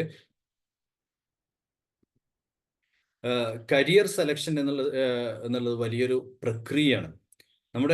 നമ്മളെപ്പോഴും പിഴക്കാറുള്ളത്, നമ്മളെപ്പോഴും ലക്ഷ്യത്തിലെത്താറുള്ളത് നമുക്ക് കരിയർ സെലക്ട് ചെയ്യുന്നതിനുള്ള പിന്നെ ഒരു ചിന്ത ഇല്ല എന്നുള്ളത്, അല്ലെങ്കിൽ സെലക്റ്റീവ് അല്ല നമ്മളൊന്നും കരിയർ സെലക്ട് ചെയ്യുന്നത് എന്നുള്ള വിഷയത്തിലാണ് പലപ്പോഴും, എല്ലാവരും ഇല്ല, കോമൺലി സംഭവിക്കാറില്ല. അപ്പോൾ കരിയർ സെലക്ഷൻ ചെയ്യുന്ന സമയത്ത് ഇമ്പോർട്ടൻ്റ് ആയിട്ട് 3 ഏരിയകൾ ശ്രദ്ധിക്കണം. ഒന്ന്, നമുക്ക് അതിനോട് പാഷൻ വേണം. മറ്റൊന്ന്, നമ്മുടെ ആപ്റ്റിറ്റ്യൂഡ് അതിനനുസരിച്ചാകണം, ഇൻട്രസ്റ്റ് വേണം. ഈ 3 കാര്യങ്ങളില്ലാതെ നമ്മളൊരു കരിയർ സെലക്ട് ചെയ്തിട്ട് കാര്യമില്ല. പലപ്പോഴും നമ്മുടെ കരിയർ സെലക്ഷനിലൊക്കെ സംഭവിച്ചു പോകുന്നത്, അറബി ഞാൻ ഈ പറഞ്ഞ പോലെ അറബി കാലങ്ങളോളായിട്ട് പഠിപ്പിച്ചുകൊണ്ടിരിക്കുന്ന പല ആളുകൾ പറയും, അറബിക് മാഷാണല്ലേ എന്ന് ചോദിച്ചാൽ, അല്ലെങ്കിൽ അറബിക് ടീച്ചർ ആണല്ലേ എന്ന് ചോദിച്ചാൽ, ഞാൻ BSc കെമിസ്ട്രി കഴിഞ്ഞാണ്, പിന്നെ സെക്കൻഡ് ലാംഗ്വേജ് വെച്ചിട്ട് പെട്ടെന്ന് PSc കിട്ടിയപ്പോൾ അങ്ങനെ കയറിപ്പോയതാണ്, അല്ലെങ്കിൽ ഞാൻ BA എക്കണോമിക്സ് ചെയ്തതായിരുന്നു, പിന്നെ MA അറബിക് ചെയ്ത് അങ്ങനെ പെട്ടുപോയതാണ്. ആ ഒരു രീതിയിൽ സംസാരിക്കുന്ന പല ആളുകളുടെയും സംസാരങ്ങൾ നിങ്ങളും നമ്മളൊക്കെ കേൾക്കുന്നതാണ്. അപ്പോൾ അതിനുള്ളൊരു കാരണം എന്ന് പറഞ്ഞാൽ നമ്മുടെ പാഷൻ അനുസരിച്ച് ലക്ഷ്യത്തിലെത്താത്ത ആളുകളാണ് അങ്ങനെ അങ്ങനെയൊക്കെ സംസാരിച്ചുകൊണ്ടിരിക്കുന്നത്. അപ്പോൾ അത് ആ സംസാരത്തിന്റെ പോസിറ്റീവും നെഗറ്റീവും അല്ലെങ്കിൽ അങ്ങനെയുള്ള കാര്യങ്ങളൊന്നല്ല നമ്മൾ ചർച്ച ചെയ്യുന്നത്. അപ്പോൾ നമുക്കെപ്പോഴും ഒരു പാഷൻ വേണം കരിയറിനോട്. നമ്മുടെ പാഷൻ അനുസരിച്ചുള്ള കരിയർ വേണം, അതിനോട് ആ ഒരു ആപ്റ്റിറ്റ്യൂഡ് വേണം, അതിനോട് താല്പര്യം വേണം. ഈ 3 കാര്യങ്ങളും ഒത്ത് ചേരുമ്പോഴാണ് നമ്മുടെ കരിയർ നമ്മുടെ ലക്ഷ്യത്തിലേക്ക് എത്തുന്നത്, കരിയർ നമ്മൾ ക്ലിയർ ആവുന്നത്. അപ്പോൾ നമുക്ക് അറബി കൊണ്ട് നേടിയെടുക്കാവുന്ന അല്ലെങ്കിൽ അറബി ഭാഷ പഠിച്ച് എത്തിപ്പെടാവുന്ന മേഖലകളാണ് ഇനി നമ്മൾ വിശദമായിട്ട് പറയാൻ പോകുന്നത്. ജോബ് ഓപ്പർച്യൂണിറ്റീസ്, ഞാൻ പറഞ്ഞ സ്കോപ്പ് എന്ന് പറയുന്നതിനേക്കാളും വിശദമായിട്ടുള്ള അർത്ഥം വരുന്നതാണ് ജോബ് ഓപ്പർച്യൂണിറ്റി എന്ന് പറയുന്നത്, അഥവാ ജോലി സാധ്യത എന്നുള്ളത്. നമ്മൾ പല ആളുകളും പറയും ഞങ്ങൾക്ക് അറബി ഭാഷയോട് അതിയാരതാണ്, അറബിയോട് ഭയങ്കര താല്പര്യമാണ്, അറബി ഭാഷ എങ്ങനെയാണെന്നൊക്കെ പറയും. ബട്ട് സ്റ്റിൽ നമുക്ക് വേണ്ട ഒരു കാര്യം ജോബ് വേണം. അതുകൊണ്ട് പിന്നെ ക്യാഷ് കിട്ടണം, സാലറി കിട്ടണം എന്ന് തന്നെയാണ്. അപ്പോൾ അതിലേക്കൊന്ന് നോക്കാം. അപ്പോൾ ഞാൻ പ്രൈമറി ലെവലിൽ നിന്ന് അല്ലെങ്കിൽ അതിൻ്റെ ഏറ്റവും ബേസിക് ലെവലിൽ നിന്നാണ് പോകുന്നത്. അപ്പോൾ ഒന്നാമത്തത് ടീച്ചിങ് മേഖലയിലുള്ള സാധ്യതകളാണ്. ഒന്നാമത്തത് ടീച്ചിങ് മേഖലയിലുള്ള ജോലി സാധ്യതകൾ അല്ലെങ്കിൽ ടീച്ചിങ് മേഖലയിലുള്ള അവസരങ്ങളാണ്. അപ്പോൾ first LP and UP school teachers, പല ആളുകൾക്കും അറിയുന്നതാണ്. അറബി ഭാഷ പഠിച്ചു കഴിഞ്ഞിട്ടുണ്ടെങ്കിൽ LP സ്കൂളിൽ പഠിപ്പിക്കാം, UP സ്കൂളിൽ പഠിപ്പിക്കാം. അതിൻ്റെ ശേഷം വരുന്നുണ്ട് കേട്ടോ. അപ്പോൾ അതിൽ LP UP സ്കൂൾ ടീച്ചർ ആവാനുള്ള യോഗ്യത എന്താണ്? അപ്പോൾ LP UP സ്കൂൾ ടീച്ചർ ആവാനുള്ള യോഗ്യത അഫ്സലുൽ ഉലമ കഴിഞ്ഞവർക്ക് അല്ലെങ്കിൽ BA അറബിക്ക് കഴിഞ്ഞവർക്ക് പ്ലസ് ഇത് 2 ചേർത്തിട്ടുള്ളൂ. പിന്നെ അതോടൊപ്പം പ്രിലി അറബിക്ക് അഫ്സലുൽ ഉലമ എന്ന് പറഞ്ഞാൽ അഫ്സലുൽ ഉലമ നിങ്ങൾക്ക് അറിയാം, പിന്നെ 10ാം ക്ലാസ് കഴിഞ്ഞത് മുതൽ പിന്നെ ഡിഗ്രി പൂർത്തിയാക്കുന്നത് വരെയുള്ള 5 വർഷത്തെ കോഴ്സിനും അഫ്സലുൽ ഉലമ എന്നും മൊത്തത്തിൽ പറയും. അതിൽ അഫ്സലുൽ ഉലമ പ്രിലി എന്നും പറയും, അഫ്സലുൽ ഉലമ ഡിഗ്രി എന്നും പറയും. അപ്പോൾ അഫ്സലുൽ ഉലമ ഡിഗ്രി എന്ന് പറയുന്നത് BA ആ ഒരു സാഹചര്യത്തിലാണ് നമ്മൾ അഫ്സലുൽ ഉലമ ഡിഗ്രിയെ കുറിച്ച് പറയാറുള്ളത്. അപ്പോൾ അഫ്സലുൽ ഉലമ പ്രിലി 2 വർഷം കഴിഞ്ഞ ആളുകൾക്ക് നമുക്ക് ചെയ്യാവുന്ന പഠിക്കാവുന്ന കോഴ്സുകളുണ്ട്. അഥവാ ഈ LP UP സ്കൂൾ ടീച്ചർ ആവാനുള്ള ഒന്നാമത്തെ യോഗ്യത അഫ്സലുൽ ഉലമ കഴിയലും BA അറബിക്ക് കഴിയലാണ്. പക്ഷേ നേരത്തെ പറഞ്ഞ പോലെ പ്രിലി അറബിക്ക് കഴിഞ്ഞ ആളുകൾക്ക് ചെയ്യാവുന്നതാണ്. അതേപോലെ ഇതിൽ കൊടുത്തിട്ടില്ല ഓറിയന്റൽ SLC എന്ന് പറയും. അതിൽ അറബിക്കിന് കുറച്ച് കൂടുതൽ പേപ്പേഴ്സ് വരുന്നുണ്ട്, അല്ലെങ്കിൽ അറബിക്ക് കുറച്ച് കൂടുതൽ പഠിക്കാം. അപ്പോൾ ഓറിയന്റൽ SLCയുടെ കൂടെ അറബിക്ക് പഠിച്ച ആളുകൾക്കും പറ്റും. പിന്നെ അതീബ പിന്നെ അറബിക്ക് എന്നൊക്കെ പറഞ്ഞിട്ടുള്ള പിന്നെ ഹയർ ലോവർ എന്നൊക്കെ പറഞ്ഞിട്ടുള്ള കുറച്ച് കോഴ്സുകളൊക്കെ മുൻകാലങ്ങളിൽ കാലിക്കറ്റ് യൂണിവേഴ്സിറ്റി പ്രൊവൈഡ് ചെയ്യുകയും അത് കഴിഞ്ഞ ആളുകൾക്കും ഇത് ചെയ്യാനുള്ള അവസരം നൽകിയിരുന്നു. പക്ഷെ ആ കോഴ്സുകളൊക്കെ ഇപ്പോൾ നിർത്തി വെച്ചതുകൊണ്ട് അതിനെ കുറിച്ച് സംസാരിക്കുന്നതിൽ ഇപ്പോൾ വലിയ കാര്യമില്ല. മാത്രമല്ല ലാസ്റ്റ് ആയിട്ട് ഇപ്പോൾ കഴിഞ്ഞ ഈ ഒരു കേട്ടറ്റോട് കൂടിയിട്ട് പിന്നെ നിർത്തലാക്കിയ ഒരു സംഭവമാണ്. അപ്പോൾ അടുത്തത് വേണ്ടത് ഇനി ട്രെയിനിങ് കോഴ്സാണ്. DLED, B.Ed അങ്ങനെയുള്ള ഏതെങ്കിലും ഒരു ട്രെയിനിങ് കോഴ്സും കൂടി എല്ലാ ടീച്ചിങ് മേഖലയിലേക്കും നിർബന്ധമാക്കിയിട്ടുണ്ട്. അപ്പോൾ DLEDും പിന്നെ അത് കഴിഞ്ഞാലാണ് കേട്ടറ്റ് എഴുതാൻ പറ്റുക. കേട്ടറ്റ് പല ആളുകൾ എഴുതിയാണ് Kerala teachers eligibility test. Category പല കാറ്റഗറി ഉണ്ട്. കാറ്റഗറി 4 ഒരു ഓവിട്ട് പോയിട്ടുണ്ടാവില്ല. കേട്ടറ്റ് കാറ്റഗറി 4 കഴിഞ്ഞ ആളുകൾക്ക്. അപ്പോൾ LP UP പഠിപ്പിക്കാനുള്ള യോഗ്യത അറിയുന്ന ഞാൻ ഒന്നും കൂടി പറയാം. പിന്നെ ഈ 3ഉം വേണം. അതിൽ കേട്ടറ്റ് എഴുതണം എന്നുണ്ടെങ്കിൽ ഏതെങ്കിലും ട്രെയിനിങ് കോഴ്സ് കഴിയണം. ഇനി മുതൽ 2024 ജൂൺ മുതൽ പിന്നെ ഏതെങ്കിലും ട്രെയിനിങ് കോഴ്സ് പാസ്സാവണം. അത് DLED ആയാൽ മതി, B.Ed ആയാൽ മതി, അങ്ങനെ ട്രെയിനിങ് കോഴ്സ് കഴിഞ്ഞ ആളുകൾക്ക്. അതോടൊപ്പം അഫ്സലുൽ ഉലമയുടെ പ്രിലിയോ പാസ്സായിരിക്കണം. പിന്നെ വേണ്ടത് അല്ലെങ്കിൽ BA അറബിക്ക് കഴിഞ്ഞാൽ മതി. ഇനി ഇതിന്റെ ഹയർ കോഴ്സുകൾ ഉണ്ടെങ്കിൽ, ഉദാഹരണം ഒരാൾ BA അറബിക്ക് എഴുതിയിട്ടില്ല, സെക്കൻഡ് ലാംഗ്വേജ് അറബിക്ക് വെച്ച് MA അറബിക്കാണ് എഴുതിയത്, അയാൾക്കും LP UP സ്കൂൾ ടീച്ചേഴ്സ് പരീക്ഷ എഴുതാവുന്നതാണ്. അപ്പോൾ ഈ 3 യോഗ്യതകൾ ഉണ്ടെങ്കിൽ എഴുതാവുന്ന ഒരു പരീക്ഷയാണ് LP UP. അപ്പോൾ അതിന്റെ സാലറി ഒക്കെ നിങ്ങൾക്ക് അറിയാം, ഒരു 32,000 ടു സ്റ്റാർട്ട് ചെയ്തിട്ട് ഒരു 40 സംതിങ് വരെ അതിന്റെ സാലറി ഉണ്ടാവും. അത് ഇങ്ങനെ ചില ഗവൺമെന്റ് സാലറിക്കൊക്കെ ഉണ്ടാകുന്നത് പോലെ ചില പിടുത്തങ്ങളും മറ്റൊക്കെ കഴിഞ്ഞിട്ട് പിന്നെ ഫസ്റ്റ് ഇയർ 32 ഫുള്ളായിട്ട് കിട്ടും, 32,000 രൂപ ഫുള്ളായിട്ട് കിട്ടും. പിന്നെ 28,000 27,000 ചുരുങ്ങും. പിന്നെ ഇൻക്രിമെന്റ് വരുന്നതിനനുസരിച്ചൊക്കെ കൂടും. ഇതാണ് ഒന്നാമത്തത്.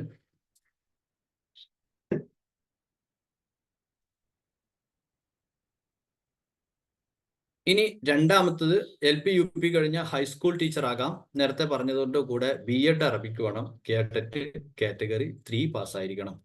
അപ്പോൾ അഫ്ദൽ ഉലമ അറബിക്ക് കഴിഞ്ഞാലും മതി, അല്ലെങ്കിൽ BA അറബിക്ക് കഴിഞ്ഞാൽ മതി. അതോടൊപ്പം B.Ed in Arabic plus KTET ഇതുണ്ടെങ്കിൽ ഹൈസ്കൂൾ അധ്യാപികയാകാം, ഹൈസ്കൂൾ അധ്യാപകനാകാം.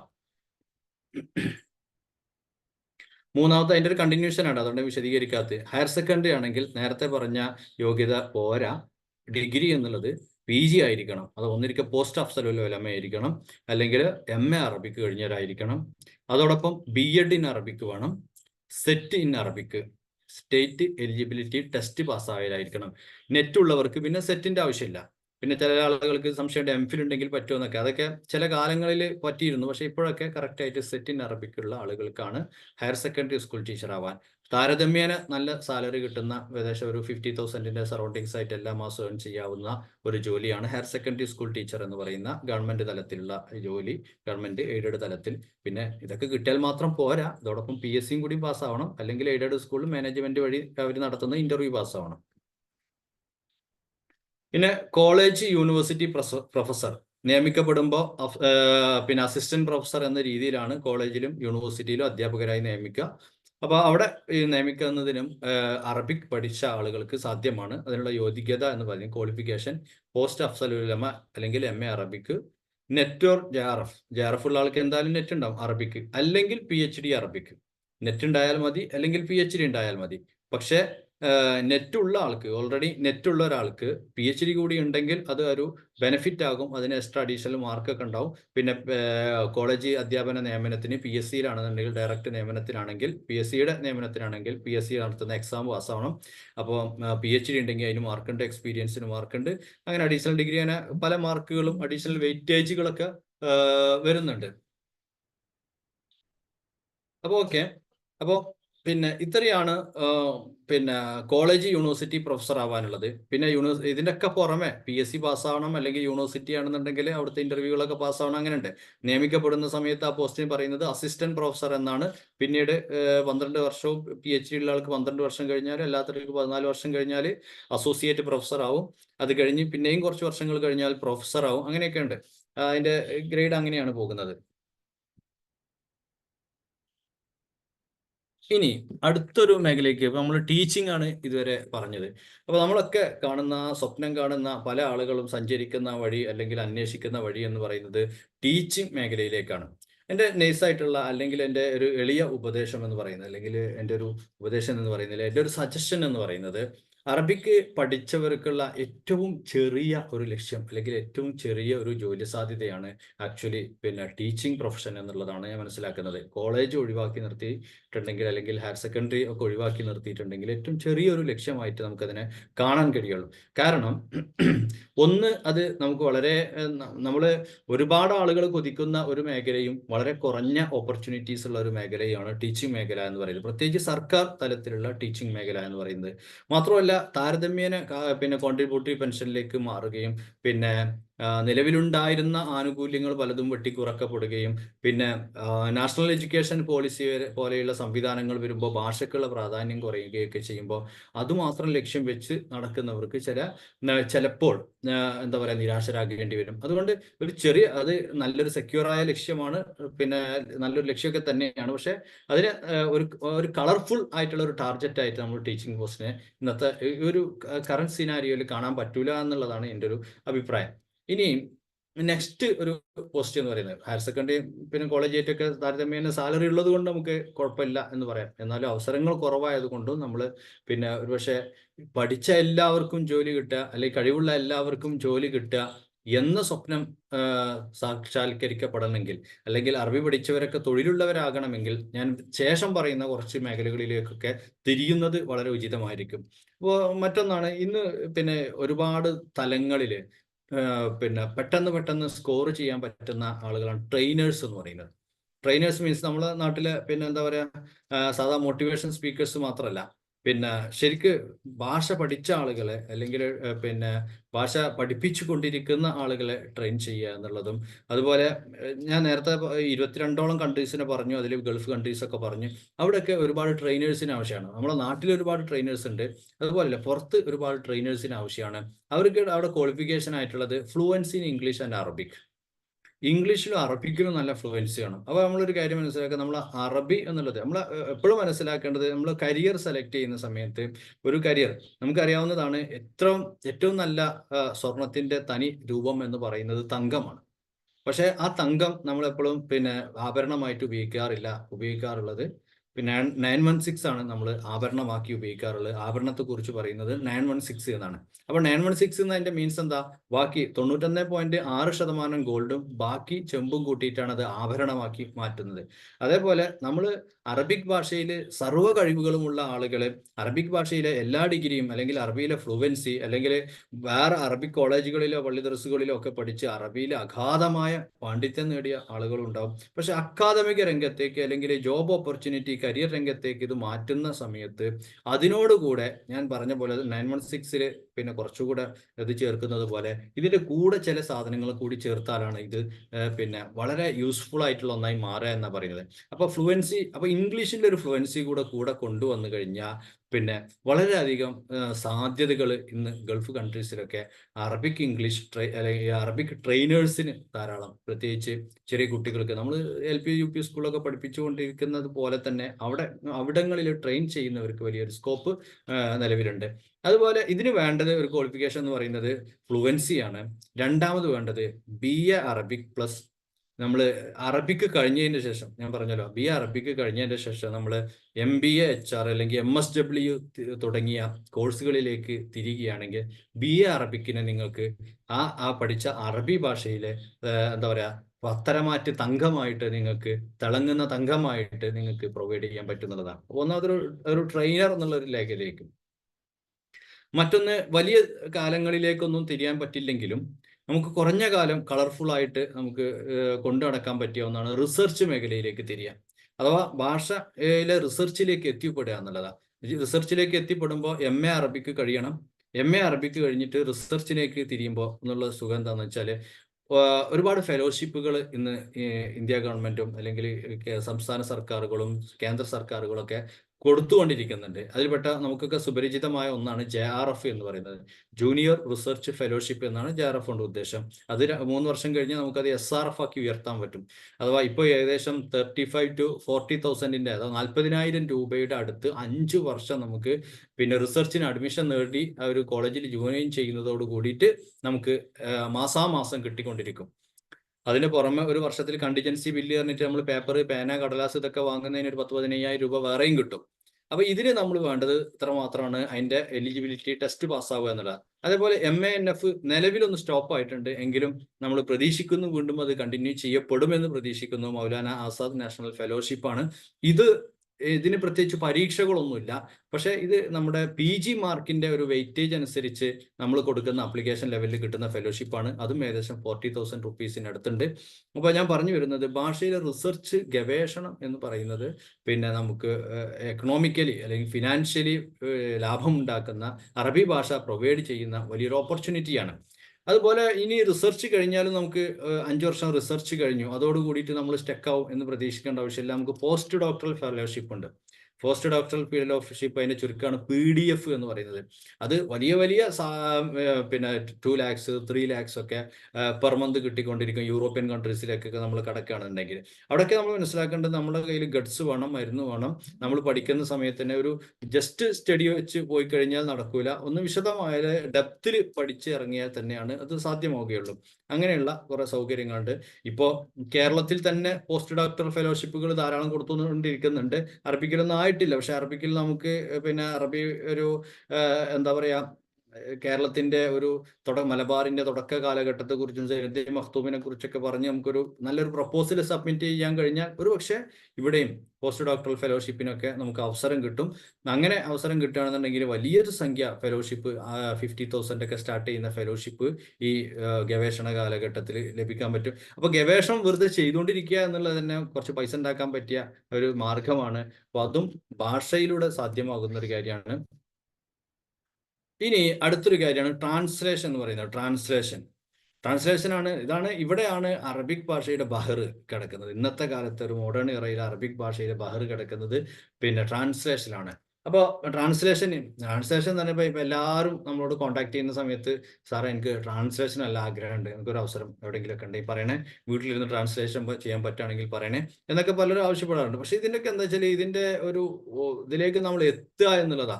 ജോബ് എവിടേക്ക് എടുക്കുന്നത് അവിടേക്ക് നമ്മൾ എത്തുക എന്നുള്ളതാ. അപ്പൊ ഞാൻ നേരത്തെ സൂചിപ്പിച്ച ഒരു കാര്യം, പലപ്പോഴും നല്ല അറബി ഭാഷയിൽ കഴിവുള്ള ആളുകളൊക്കെ നമ്മുടെ നാട്ടില് പിന്നെ കാലാകാലം LP UP PSCയുടെ പിന്നാലെയാണ്. അപ്പൊ PSCക്ക് ട്രൈ ചെയ്യുന്നതിന്റെ മുന്നേ ആദ്യം കേട്ടറ്റിന് ട്രൈ ചെയ്യണം.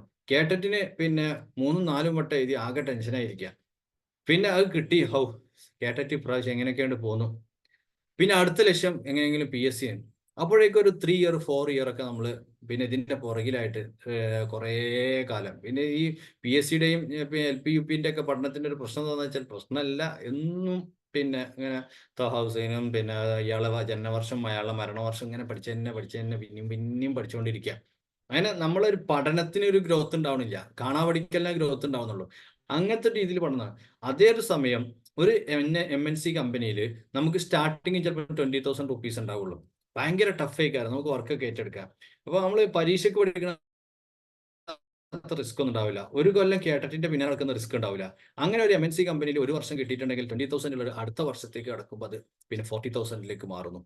ഇന്ന് നമ്മുടെ ചുറ്റുവട്ടത്ത് പിന്നെ MNC കമ്പനികൾ, ഫേസ്ബുക്ക്, വാട്സപ്പ്, പിന്നെ സ്നീഡർ, പിന്നെ അങ്ങനെ ഒരുപാട്, പിന്നെ ഗൂഗിള്, അങ്ങനെയുള്ള കുറേ കമ്പനികളിൽ പെർ മന്ത് 60,000-ഉം 70,000-ഉം വാങ്ങിക്കൊണ്ടിരിക്കുന്ന ഒരുപാട് ആളുകളുണ്ട്. ആഴ്ചയിൽ 4 ദിവസം 5 ദിവസമൊക്കെ ഡ്യൂട്ടി. അത് ഡ്യൂട്ടി അങ്ങോട്ടും ഇങ്ങോട്ടൊക്കെ മാറും. അതോടൊപ്പം പിന്നെ പെൻഷൻ പോലെയുള്ള ആനുകൂല്യങ്ങൾ എല്ലാം വെൽ സെറ്റപ്പ്ഡ് പാക്കേജിൽ വർക്ക് ചെയ്തുകൊണ്ടിരിക്കുന്ന ധാരാളം ആളുകളുണ്ട്, അറബിക്ക് പഠിച്ച ആളുകൾ. അതുപോലെ മറ്റൊരു ഓപ്പർച്യൂണിറ്റിയാണ് ഡോക്യുമെന്റ്സ് ട്രാൻസ്ലേഷൻ എന്ന് പറയുന്നത്. ഡോക്യുമെന്റ്സ് ട്രാൻസ്ലേഷൻ എന്ന് പറഞ്ഞാൽ പല രീതിയിലുള്ള ട്രാൻസ്ലേഷനുകൾ, ഡോക്യുമെന്റ്സുകൾ ട്രാൻസ്ലേറ്റ് ചെയ്യാൻ വേണ്ടി വരും. അത് നമുക്ക് പിന്നെ കേരളത്തിലൊക്കെ ഇപ്പോൾ ഓപ്പർച്യൂണിറ്റീസ് കുറവാണ്.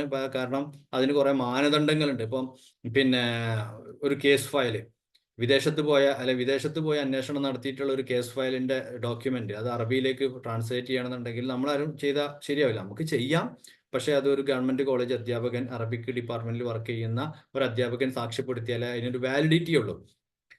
അതുപോലെ വലിയൊരു സാധ്യതയാണ് ലിറ്റററി ട്രാൻസ്ലേഷൻ എന്ന് പറയുന്നത്, സാഹിത്യ വിവർത്തനം.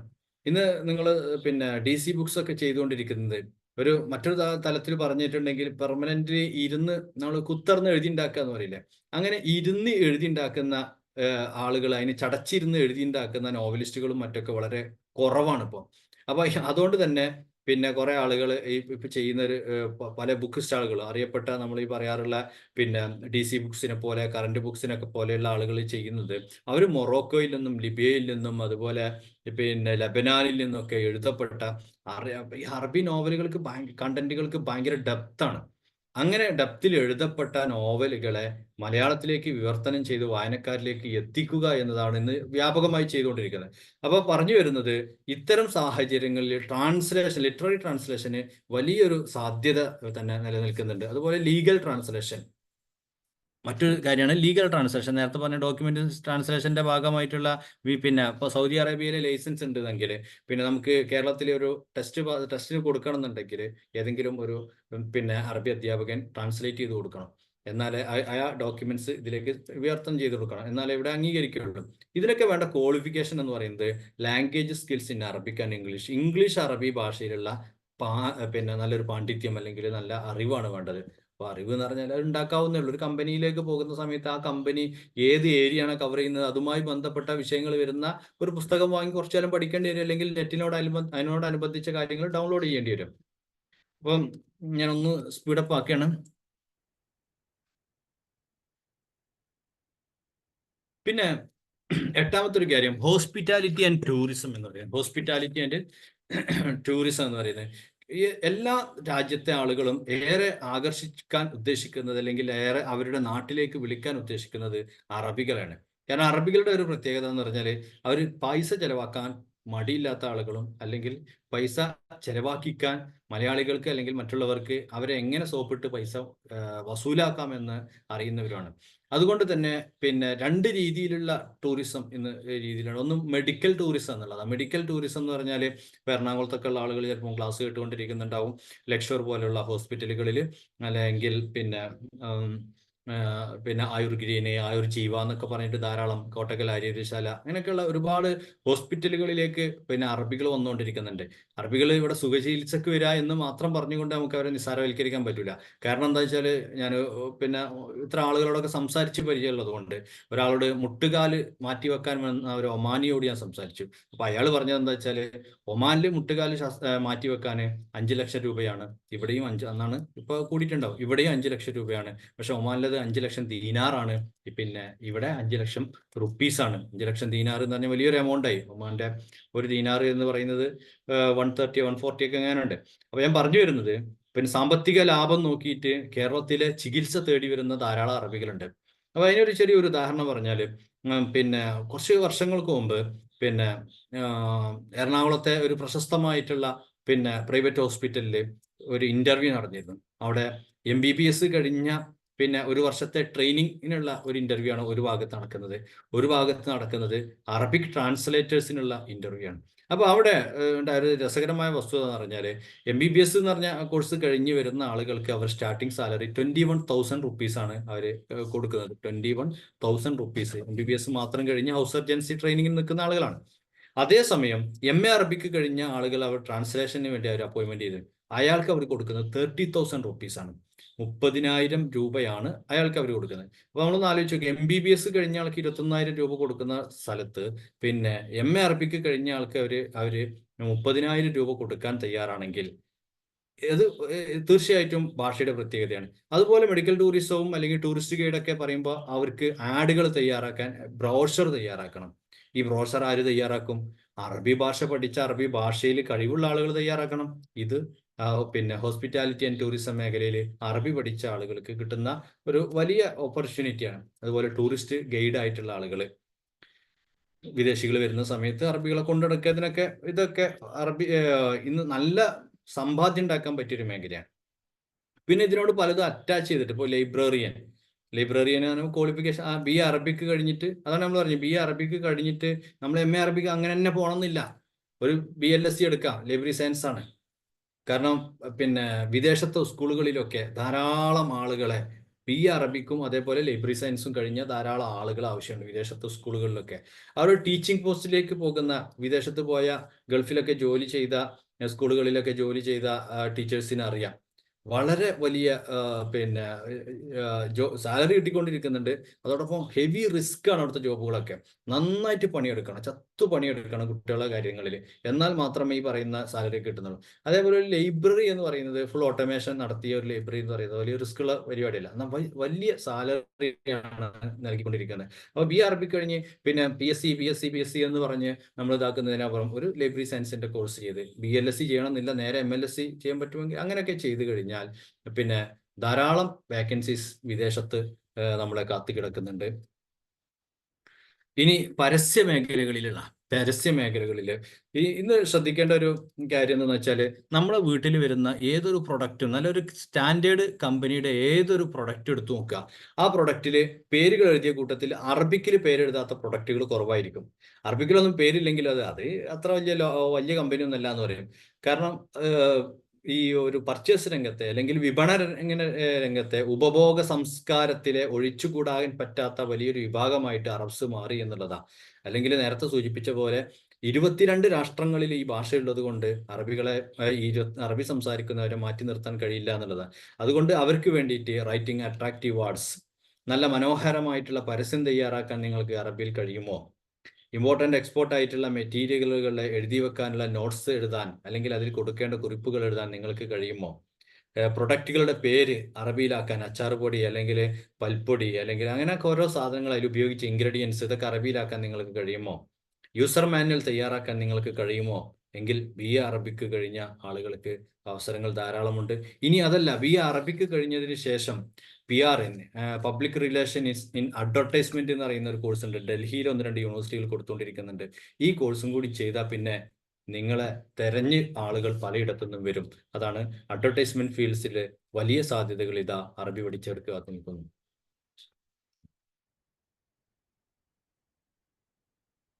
പിന്നെ ഇതോടൊപ്പമുള്ള സാധ്യതകളാണ് എയർപോർട്ടുകളിൽ ട്രാൻസ്ലേറ്റേഴ്സിന് ധാരാളം വേണം. കാലിക്കറ്റ് എയർപോർട്ടിൽ വരെ യൂണിവേഴ്സിറ്റിയിൽ നിന്ന് ഡയറക്റ്റ് അപ്പോയിന്റ്മെന്റ് നടത്താറുണ്ടായിരുന്ന ഒരു കാലത്ത്. പിന്നെ അതുപോലെ PRO എന്നല്ല PRO പോസ്റ്റുകളിലേക്ക് ഗൾഫ് രാഷ്ട്രങ്ങളിൽ അറബികൾ വേണം, ടൈപ്പിസ്റ്റുകളായിട്ട് വേണം, ഓൺലൈൻ പ്ലാറ്റ്ഫോമുകളിലേക്ക് ആവശ്യമാണ്. പിന്നെ അറബി പഠിച്ചവർക്ക് നേടാകുന്നതാണ് all other degree based jobs. Any degree ജോലിക്ക് വേണ്ട ഒരുപാട് ജോലികളുണ്ട്. അതിനൊക്കെ അറബിക്കോ അഫ്സലുലമ അറബിക്കോ പഠിച്ച ആളുകൾക്ക് അപ്ലൈ ചെയ്യാവുന്നതാണ്. ഇതാണ് ഞാൻ വളരെ ബ്രീഫായിട്ട് ഇപ്പൊ ഈ പറഞ്ഞ ഓരോന്നും നമ്മൾ അറബി അറിയുന്നവർക്കറിയാം മത്തിനാണ്. ഇതിന്റെ ഷറഹ് ഒരുപാട് പറയാനുണ്ട്, ധാരാളം വിശദീകരിക്കാനുണ്ട്. അപ്പം ഇങ്ങനെ ഒരു ഓൺലൈൻ ഇതായതുകൊണ്ട് ഞാൻ കൂടുതൽ വിശദീകരണത്തിലേക്ക് പോകുന്നില്ല. അപ്പം ഇത്രയാണ് പിന്നെ ഈ വിഷയത്തെ കുറിച്ച് പറയാനുള്ളത്. ഇനി പിന്നെ let us hear to your words.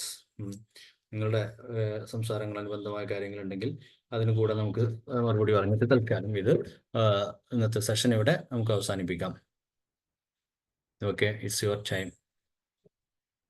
Okay, ശുക്രൻ ജസീലൻ മുഹമ്മദ് ഷെരീഫ് ഉദവി. അപ്പോൾ ഇനി ക്വസ്റ്റ്യൻ ആൻസർ സെഷൻ ആണ്. എന്ന് പറഞ്ഞാൽ നിങ്ങൾക്ക് ഡൗട്ട്സുകൾ പറയാം, അതേപോലെ ഇന്നത്തെ ഈ സെഷനെ കുറിച്ചുള്ള ഫീഡ്ബാക്കുകൾ നിങ്ങൾക്ക് അതിൽ കൂട്ടിച്ചേർക്കാനുള്ള കമന്റ്സുകൾ ഒന്ന് മൈക്ക് ഓൺ ആക്കിയിട്ട് വേണമെങ്കിൽ സംസാരിക്കാം. ഞാനിവിടെ അലോ ചെയ്യാണ്. ഓക്കെ,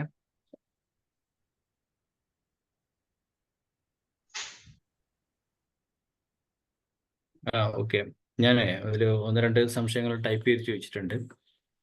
പിന്നെ അതിന്റെ ആദ്യം പറഞ്ഞു തുടങ്ങാം. അതിൽ ട്രാൻസ്ലേഷൻ കോഴ്സ് ഏതാ നല്ലത് എന്നുള്ളൊരു ചോദ്യം വന്നിട്ടുണ്ട്. ഇപ്പൊ എല്ലാവരും പേഴ്സണലായിട്ട് പലപ്പോഴും ചോദിക്കാറുള്ള ഒരു കോഴ്സാണ് ട്രാൻസ്ലേഷൻ. ആക്ച്വലി പിന്നെ ഒഫീഷ്യലായിട്ട് കേരളത്തിലോ അല്ലെങ്കിൽ ഇന്ത്യയിലോ ഒരു ട്രാൻസ്ലേഷൻ കോഴ്സ് എന്ന് പറഞ്ഞിട്ടൊരു കോഴ്സ് നിലവിൽ കൊടുക്കുന്നതായിട്ട് ശ്രദ്ധയിൽപ്പെട്ടിട്ടില്ല. ഒഫീഷ്യലി മീൻസ് അത് യൂണിവേഴ്സിറ്റിയുടെ ഡയറക്റ്റ് അംഗീകാരത്തോട് യൂണിവേഴ്സിറ്റിയുടെ സർട്ടിഫിക്കറ്റ് കിട്ടുന്ന രീതിയിലുള്ള. എന്നാൽ പിന്നെ കാലിക്കറ്റ് യൂണിവേഴ്സിറ്റിയും കേരള യൂണിവേഴ്സിറ്റിയും ഒക്കെ പിന്നെ അവരുടെ ഡിപ്പാർട്ട്മെന്റ് തലത്തിൽ നമ്മളൊരു കമ്പനിക്കൊക്കെ ജോലി ചെയ്യുന്ന പല കമ്പനികൾക്കൊക്കെ അംഗീകരിക്കും. കാരണം കാലിക്കറ്റ് യൂണിവേഴ്സിറ്റി കേരള യൂണിവേഴ്സിറ്റി എന്ന് സർട്ടിഫിക്കറ്റ് ഉള്ളത് കൊണ്ട് അംഗീകരിക്കും. അപ്പോൾ ഈ ഒരു വർഷത്തെ ട്രാൻസ്ലേഷൻ കോഴ്സുകൾ കൊടുക്കുന്നുണ്ട്. ഇതാണ് ഒഫീഷ്യലായിട്ട് പിന്നെ നമുക്ക് കിട്ടാവുന്ന ട്രാൻസ്ലേഷനുള്ള കേരള യൂണിവേഴ്സിറ്റിൻ്റെയും കാലിക്കറ്റ് യൂണിവേഴ്സിറ്റിൻ്റെയും സർട്ടിഫിക്കറ്റ്. അത് ആ കോഴ്സുകൾ പിന്നെ ആ കോഴ്സുകളുടെ പ്രത്യേകത എന്താണെന്ന് വെച്ചാൽ പിന്നെ നമ്മൾ കുറച്ച് കാലം അവിടെ എന്തായാലും വേണം. ഒന്ന് പാർട്ട് ടൈം കോഴ്സാണ്, അതൊരു സെക്രട്ടറിയൽ പ്രാക്ടീസ് എന്ന് പറഞ്ഞിട്ട്. അപ്പോൾ അതിന് ഇത്ര അറ്റൻഡൻസ് എന്നുണ്ട്. അപ്പോൾ ഒരു മിനിമം അറ്റൻഡൻസ് കീപ്പ് ചെയ്ത് പോയാൽ നമുക്ക് ആ കോഴ്സ് കൊണ്ട് പിന്നെ കാര്യമുള്ളൂ, അല്ലെങ്കിൽ കംപ്ലീറ്റ് ആക്കാൻ പറ്റുള്ളൂ എന്നുള്ള ഒന്നാമത്തെ. പിന്നെ ട്രാൻസ്ലേഷനുമായി ബന്ധപ്പെട്ട് കോഴ്സുകൾക്ക് ഇന്ന് ധാരാളം കമ്പനികൾ, കോട്ടക്കൽ, പിന്നെ കൊണ്ടോട്ടി, പിന്നെ അതുപോലെ കൊച്ചി, ഇവിടെയൊക്കെ ധാരാളം കമ്പനികളുണ്ട്. ഗൾഫിലെ ഒരുപാട് കമ്പനികൾ നടത്തുന്ന ആളുകൾ പ്രൈവറ്റ് ആയിട്ട് ഒരുപാട് ട്രാൻസ്ലേഷൻ കോഴ്സുകൾ നടത്തുന്നുണ്ട്. അതിന് ഒഫീഷ്യലി ഒരു യൂണിവേഴ്സിറ്റിയുടെയും അംഗീകാരം ഇല്ലെങ്കിൽ പോലും ഗൾഫിൽ അവിടുത്തെ എക്സ്പീരിയൻസ് ആണ് മെയിൻ. അവിടുത്തെ ഒരു ഇത് മീറ്റപ്പ് ചെയ്യുക എന്നുള്ളതാണ്. അങ്ങനത്തെ ഒരു പിന്നെ പ്രൈവറ്റ്, കാരണം എല്ലാ ജോലിയും സർക്കാർ അല്ലല്ലോ കൊടുത്തുകൊണ്ടിരിക്കുന്നത്. പ്രത്യേകിച്ച് ഗൾഫിലെ ജോലികളൊക്കെ പിന്നെ എല്ലാം സർക്കാർ അല്ല കൊടുത്തുകൊണ്ടിരിക്കുന്നത്, പ്രൈവറ്റ് കമ്പനികളാണ്. അപ്പൊ അവർക്ക് വേണ്ടത് അവര് പിന്നെ ചെയ്യുന്ന രീതിയിൽ വളരെ കുറഞ്ഞ സമയത്ത് കൂടുതൽ കാര്യങ്ങൾ ചെയ്യാൻ പറ്റുന്ന ആളാവുന്നത്. അപ്പൊ അങ്ങനത്തെ രീതിയിലേക്ക് നീങ്ങുന്ന ഗൾഫ് സ്വപ്നം കാണുന്ന ആളുകളൊക്കെ ഏറ്റവും ബെറ്റർ ഇത്തരം പ്രൈവറ്റ് കമ്പനി ആണെങ്കിൽ പോലും അതിനെക്കുറിച്ച് അതിൻ്റെ ഒരു മുന്നത്തെ എത്ര ആളുകൾ അവിടെ പഠിക്കുന്ന, അല്ലെങ്കിൽ പഠിച്ച എത്ര ആളുകൾക്ക് ജോലി കിട്ടി, അതിൻ്റെ ഒരു ഹിസ്റ്ററി ഒന്ന് പഠിച്ചിട്ട് പെട്ടെന്ന് അത്തരം സ്ഥാപനങ്ങളിൽ കൊടുക്കുന്നതാണ്. എനിക്കറിയാവുന്ന ധാരാളം കമ്പനികളുണ്ട്. പക്ഷെ ഞാൻ പറഞ്ഞതൊരു പിന്നെ എന്താ പറയുക, പരസ്യമാവും എന്നുള്ളതിലേക്കാണ് അത് പറയാത്തത്. എനിവേ അങ്ങനെ ചാൻസുകളുണ്ട്. ഇനി അടുത്തൊരു ചോദ്യം വന്നത് അഫ്സലുലമന്റെ പ്രീലി കഴിഞ്ഞ അറബിക്ക് ചെയ്യാൻ പറ്റുമോ, അതല്ല അഫ്സലുലമ ചെയ്യുന്നതാണോ നല്ലത്?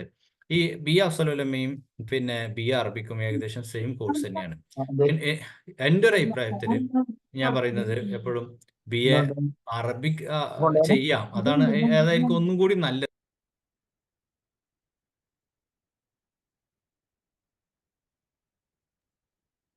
ഹലോ ഷെരീഫ് സാർ, മൈക്ക് ഒന്ന്. അപ്പോൾ പിന്നെ അഫ്സലുലമനേക്കാൾ ഒന്നും കൂടി നല്ലതായി എനിക്ക് അറബിക് ആയിരിക്കും തോന്നുക. കാരണം എന്താ വെച്ചാൽ അറബിക് എന്ന് പറയുമ്പോൾ എന്നുള്ള പിന്നെ അറബിക് എന്നുള്ള ഒരു ടൈറ്റിൽ ഉണ്ടാകുമ്പോൾ ഡയറക്റ്റ് നമുക്കൊരു ഗൾഫ് രാജ്യങ്ങളിലേക്ക് വെച്ച് നോക്കുമ്പോൾ ഒന്നും കൂടി ഒരു പ്രയോറിറ്റി അതിന് കിട്ടും. ഇനി ഡിഗ്രി എന്നുള്ളിടത്ത് എല്ലായിടത്തും അംഗീകരിക്കും അഫ്സലുലമ, അതിന് കുറവൊന്നുമില്ല. ഞാൻ പറയാം, വിദേശങ്ങളിലൊക്കെ പോകുമ്പോൾ പെട്ടെന്നൊരു ഇത് മനസ്സിലാക്കാൻ നല്ലത് അറബിക് ആയിരിക്കും എന്ന് എനിക്ക് തോന്നിയിട്ടുണ്ട്. നെറ്റ് ക്വാളിഫൈഡ് ആയാൽ കേട്ടറ്റ് സെറ്റിന്റെ ആവശ്യമുണ്ടോ? ഇല്ല. ഹയർ സെക്കൻഡറിക്ക് BEd നിർബന്ധമാണ്. പിന്നെ നെറ്റ് ക്വാളിഫൈഡ് ആയിട്ടുണ്ടെങ്കിൽ പിന്നെ അതിൻ്റെ താഴേക്കുള്ള ഒന്നും വേണ്ട. എന്നാൽ സെറ്റ് ക്വാളിഫൈഡ് ആയ അതിൻ്റെ താഴേക്കുള്ളത് വേണ്ട. അങ്ങനെ ആ ഒരു ഹൈറാർക്കിയിൽ ഏറ്റവും മേലത്ത് നേടിയാൽ തന്നെ മതി. ഗൾഫിൽ ടീച്ചിങ് ജോബിൽ BEd നിർബന്ധമുണ്ടാവും. പിന്നെ ഞാൻ പറഞ്ഞല്ലോ, ഗൾഫിൽ ടീച്ചിങ് ജോബിൽ ആക്ച്വലി എന്താണെന്ന് വെച്ചാൽ അവിടെ ഒന്നും സർക്കാരല്ല കൂടുതൽ നിയമിക്കുന്നത്. പക്ഷേ BEd ഉണ്ടെങ്കിലാണ് അവർ പിന്നെ PhD ഉള്ള ആളുകളെ പോലും അവർ BEd ഇല്ല എന്ന് പറഞ്ഞ് റിജക്ട് ചെയ്ത പല സ്കൂളുകളും പറഞ്ഞിട്ടുണ്ട്. അപ്പം ഒരു 95% സ്കൂളുകളും BEd ഇല്ലാതെ ടീച്ചിങ് പോസ്റ്റിലേക്ക് അപ്പോയിൻമെന്റ് ചെയ്യുന്നില്ല. പിന്നെ അപ്പോയിൻമെന്റ് ചെയ്യുന്നുണ്ട്, കാരണം പ്രൈവറ്റ് സെക്ടറിലാണല്ലോ ഇത് നടത്തുന്നത്. അവരവിടെ റിലേറ്റീവ്സിനെ, അവരെ പരിചയമുള്ള ആളുകളെ ഒക്കെയുള്ള ആൾക്കാരെ പിന്നെ അപ്പോയിൻമെന്റ് ചെയ്യുന്നുണ്ട്. BEd UP പറ്റില്ല. BEd പറ്റില്ല. ഇനി ടീച്ചിങ് ട്രെയിനിങ് ആണ് നിലവിലുള്ളത്. TTC എടുത്താലും പറ്റും. എനി ടീച്ചിങ് ട്രെയിനിങ് എന്നുള്ള നിലവിലുള്ളത്. അഫ്സലുലമ അറബിക്ക് പ്രത്യേകിച്ച് ഡിഫറൻസ് ഒന്നും അതിന് പറയാനില്ല. അഫ്സലുലമ ഒരു സെപ്പറേറ്റ് കോഴ്സാണ്. അഫ്സലുലമന്റെ സിലബസ് വ്യത്യാസമുണ്ട്. പിന്നെ അറബിക്കിന്റെ സിലബസും വ്യത്യാസമുണ്ട്. അത്രേ ഉള്ളൂ. സിലബസ് വ്യത്യാസം എന്ന് പറഞ്ഞാൽ അറബിക്കിൽ കുറച്ചും കൂടി ക്ലാസിക്കൽ ആയിട്ടുള്ള പേപ്പറുകളുടെ എണ്ണം കൂടും. പിന്നെ അഫ്സലുലമയിൽ അറബിക്കിലാകുമ്പോൾ കുറച്ച് മോഡേൺ ഫിക്ഷൻ, നോവൽ, കിസ്സ, അങ്ങനെ ആ ലെവലിലുള്ള പേപ്പേഴ്സിന്റെ എണ്ണം കൂടും. അങ്ങനത്തെ ഒരു ഡിഫറൻസേ ഉള്ളൂ. ട്രാൻസ്ലേഷൻ പഠിച്ച കേരളത്തിൽ ജോബ് ഉണ്ടല്ലോ, ഇഷ്ടംപോലെ ജോബ് ഉണ്ട്. ടെക്നോ പാർക്ക്, പിന്നെ തിരുവനന്തപുരത്തും ടെക്നോ പാർക്ക്, കൊച്ചിയിലൊക്കെ ടെക്നോ പാർക്കിൽ ജോലിയുണ്ട്. മിംസ് പോലെയുള്ള ഹോസ്പിറ്റലുകളിൽ ചാൻസ് ഉണ്ട്. പക്ഷെ അവിടെയൊക്കെ നമ്മൾ പ്രശ്നം എന്താ വെച്ചാൽ പലരും ജോയിൻ ചെയ്യാതെ സ്റ്റാർട്ടിങ് ചിലപ്പം ചെറിയ സാലറി കാരണം ട്രാൻസ്ലേഷനിലൊക്കെ കിട്ടുന്നത്. അതുകൊണ്ടാണ് പല ആളുകൾക്കും പിന്നെ അപ്പോൾ ചെറിയ ജോലി കിട്ടുമ്പോൾ അതിന് കയറില്ല. എന്നിട്ട് പകരം നമ്മൾ എന്ത് ചെയ്യും, ചെറിയ സാലറിക്ക് കിട്ടുമ്പോൾ കയറില്ല. പകരം നമ്മൾ എന്ത് ചെയ്യും, ഒരു കൊല്ലം PSCക്ക് പഠിക്കുക എന്നൊക്കെ പറഞ്ഞിട്ട് നമ്മൾ ഫുൾ ടൈം ആയിരുന്നു. അതേസമയം ഈ പ്രൈവറ്റ് സെക്ഷനിൽ നമ്മൾ ഒരു കൊല്ലം നിന്ന് എക്സ്പീരിയൻസ് ഉണ്ടാക്കിയിട്ട് 1-2 കൊല്ലം എക്സ്പീരിയൻസ് ഉണ്ടാക്കി ഇത് ചെയ്യുമ്പോഴത്തേക്ക് നമുക്ക് ഹൈ സാലറിയിലേക്ക് എത്താം. പിന്നെ അതിൽ പിന്നെ BLSC എന്ന് പറയുന്നത് ലൈബ്രറി സയൻസിന്റെ ഒരു കോഴ്സാണ്. ലൈബ്രറിയുമായി ബന്ധപ്പെട്ട ഒരു കോഴ്സാണ്. ലൈബ്രറിയിലെ പുസ്തകങ്ങൾ ഓട്ടോമേഷൻ ചെയ്യുന്നതും അതിന്റെ വിതരണവുമായി ബന്ധപ്പെട്ട ഒരു കോഴ്സാണ്. BEd ഡിസ്റ്റൻസ് ആയി ചെയ്യുന്ന യൂണിവേഴ്സിറ്റിയിൽ ആക്ച്വലി BEd എന്നുള്ളത് ഒരു റെഗുലർ കോഴ്സാണ്. BEd distance is not available. BEd പിന്നെ റെഗുലർ കോഴ്സാണ്. ഇനി പല ആളുകളും BEd ഡിസ്റ്റൻസ് ആയി കൊടുക്കുന്നുണ്ട്. അത് ഡിസ്റ്റൻസ് അല്ല, ആക്ച്വലി അത് ഡിസ്റ്റൻസ് അല്ല. നമ്മളെയൊക്കെ നല്ലൊരു ഫീസ് വാങ്ങുന്നു. ആ ഫീസ് വാങ്ങിയിട്ട് ഇപ്പോൾ തമിഴ്നാട്ടിലും പിന്നെ ഇവരൊക്കെ പല ഇതുണ്ട്. അതിലൊന്നും അറബിക്കില്ല. ആകെ അറബിക്കുള്ളത് കാശ്മീരിലാണ്. 1.5 ലക്ഷം 2 ലക്ഷം അങ്ങനെ നമ്മളൊക്കെ ഒന്ന് വാങ്ങും. അപ്പോൾ അതിലെന്താ ചെയ്യുന്നത്, ഏജൻസിയാണ്. അപ്പോൾ ഇവരെന്ത് ചെയ്യുന്നു, നമ്മൾ അറ്റൻഡൻസ്, നമ്മളവിടെ പോയിട്ടില്ലെങ്കിൽ അറ്റൻഡൻസ് മാർക്ക് ചെയ്യും. അല്ലെങ്കിൽ ഇത്ര അറ്റൻഡൻസ് പിന്നെ അറ്റൻഡൻസ് പിന്നെ നമ്മളെ പകരം ഫാബ്രിക്കേറ്റ് ചെയ്ത് അവിടെ കയറ്റും. എന്നിട്ട് റെഗുലർ ആയിട്ട് തന്നെ ആക്ച്വലി ചെയ്യുന്നത്. പക്ഷെ അതിന് അംഗീകാരമൊക്കെ കുറേ കാര്യങ്ങളുണ്ട്. പക്ഷെ അവിടെയൊക്കെ ഒരു പിന്നെ എന്താ പറയുക, ടെക്നിക്കൽ ഇഷ്യൂ നിലനിൽക്കുന്നുണ്ട്. ഇൻ കേസ് നിങ്ങൾ പിന്നെ ഒരു ജോലിക്ക് കയറി, ആ ജോലി കയറി പിന്നെ ഒരു എയ്ഡഡ് കോളേജിലാണ് ജോലിക്ക് കയറി, എയ്ഡഡ് സ്കൂളാണ് ജോലിക്ക് കയറിയത്.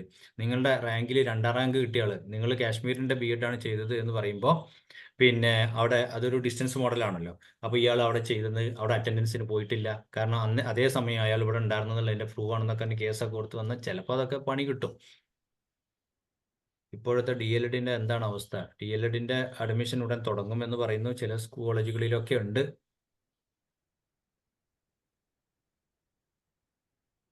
പിന്നെ അറബിക്ക് DLEDനെ സാർ ഒരു കുറിച്ച് ഡൗട്ട് ചോദിച്ചോട്ടെ? ഓക്കെ. സാർ പറഞ്ഞ ട്രെയിനർ ജോബ് അല്ലേ, അതെ അതെ. അത് നാട്ടിലാണോ ഗൾഫിലാണോ?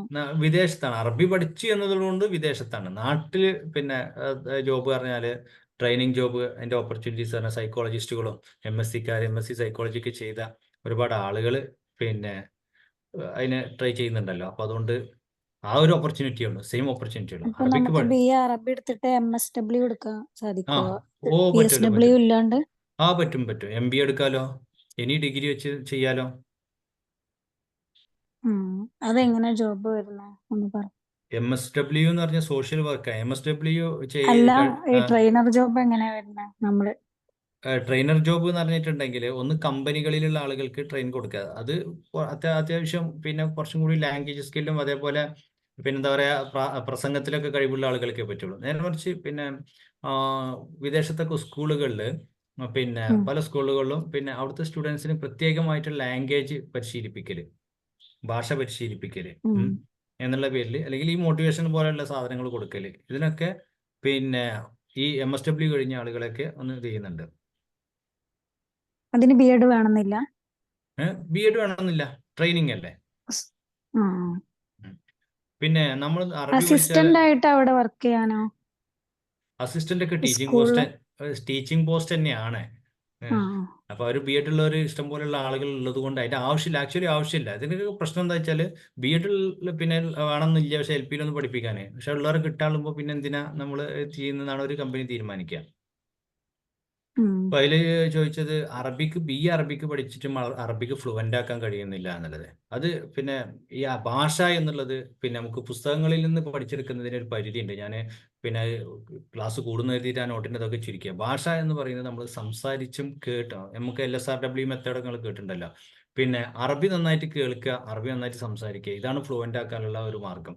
അപ്പൊ അതിനുള്ള മാർഗങ്ങളാണ് തരുന്നുണ്ട്. എവിടെ നമ്മൾ ആരോട് സംസാരിക്കും, എങ്ങനെ കേൾക്കും. അപ്പോൾ നമ്മൾ പിന്നെ പലതരം വീഡിയോസ് കാണുന്ന ആളുകളാണ്, റീൽസ് കാണുന്ന ആളുകളാണ്. നമ്മൾ ജസ്റ്റ് ഒന്ന് മാറ്റി പിടിച്ച അറബിക്കുള്ള നല്ല കോമഡി റീൽസൊക്കെ അറബിയിലുണ്ട്, അതിലേക്കാണ് മാറ്റി പിടിച്ച കേൾക്കുക എന്നുള്ള പ്രോസസ്സ് നമ്മൾ അറിയാതെ അതിന് അഡിക്റ്റ് ആയി പോകും.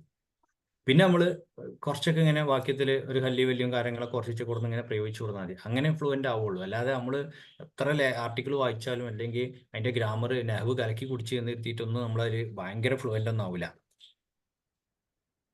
ഓൺലൈൻ ട്രാൻസ്ലേഷൻ കോഴ്സുകൾ നിലവിലുള്ളതായിട്ട് ഇപ്പൊ ക്ലിക്ക് എന്നൊക്കെ പറഞ്ഞ് ഇതൊക്കെ പ്രൈവറ്റ് ഇവരൊക്കെ നടത്തുന്നുണ്ട്. കാശ്മീർ ഇപ്പൊ യൂണിവേഴ്സിറ്റി B.Ed കാശ്മീർ യൂണിവേഴ്സിറ്റിന്റെ എടുത്താല് ഗൾഫില് സാധ്യത ഉണ്ടോ? ഗൾഫിൽ ഇതിലൊക്കെ പ്രശ്നം എന്ന് വെച്ചാലേ, ഗൾഫിൽ ഇപ്പൊ പിന്നെ നോർക്ക് അറ്റസ്റ്റേഷൻ അങ്ങനെ പിന്നെ എംബസി വെരിഫിക്കേഷൻ ഇതിൽ രക്ഷപ്പെടുക എന്നുള്ളത് നോക്കിയാൽ മതി. എല്ലാ കമ്പനികളും ചെയ്യുന്ന ഒരു രാഷ്ട്രവുമായി ബന്ധപ്പെട്ടിട്ടാണ്. അപ്പൊ നോർക്കന്റെ സൈറ്റിൽ പോയാൽ കാണാൻ പിന്നെ ഇത് ചെയ്യാം. പക്ഷെ നോർക്ക അങ്ങനെ ഒരു പരിധി വരെയൊക്കെ ഇത്തരം കമ്പനികളൊക്കെ ഇവരൊക്കെ എന്തായാലും നോർക്കന്റെ ഒക്കെ ക്ലിയർ ചെയ്തിട്ടേ കൊടുക്കുള്ളൂ. പിന്നെ കാശ്മീർ എഴുതിയ ആളുകൾക്ക് PSC എഴുതാൻ പറ്റും എന്നാണ് പറയുന്നത്. അതെന്താ വെച്ചാല് പിന്നെ കേരളത്തിന്റെ പുറത്തുനിന്ന് ഏത് യൂണിവേഴ്സിറ്റികളിൽ നിന്ന് എന്ത് കോഴ്സ് ചെയ്താലും അത് കേരളത്തിലെ ഒരു യൂണിവേഴ്സിറ്റിയുടെ അംഗീകാരം വേണം. അപ്പൊ നമ്മൾ PSC എഴുതാൻ പറ്റും എന്നല്ല നോക്കിക്കണ്ട് കാലിക്കറ്റ് യൂണിവേഴ്സിറ്റിയിൽ വിളിച്ചിട്ട് നിങ്ങൾക്ക് ഇതിന്റെ ഇതുണ്ട്, അതിന്റെ ഈക്വലൻസ് സർട്ടിഫിക്കറ്റ് നിങ്ങൾക്ക് തരാൻ പറ്റുമെന്ന് ചോദിച്ചാൽ മതി. അപ്പൊ അറിയാം അതിന്.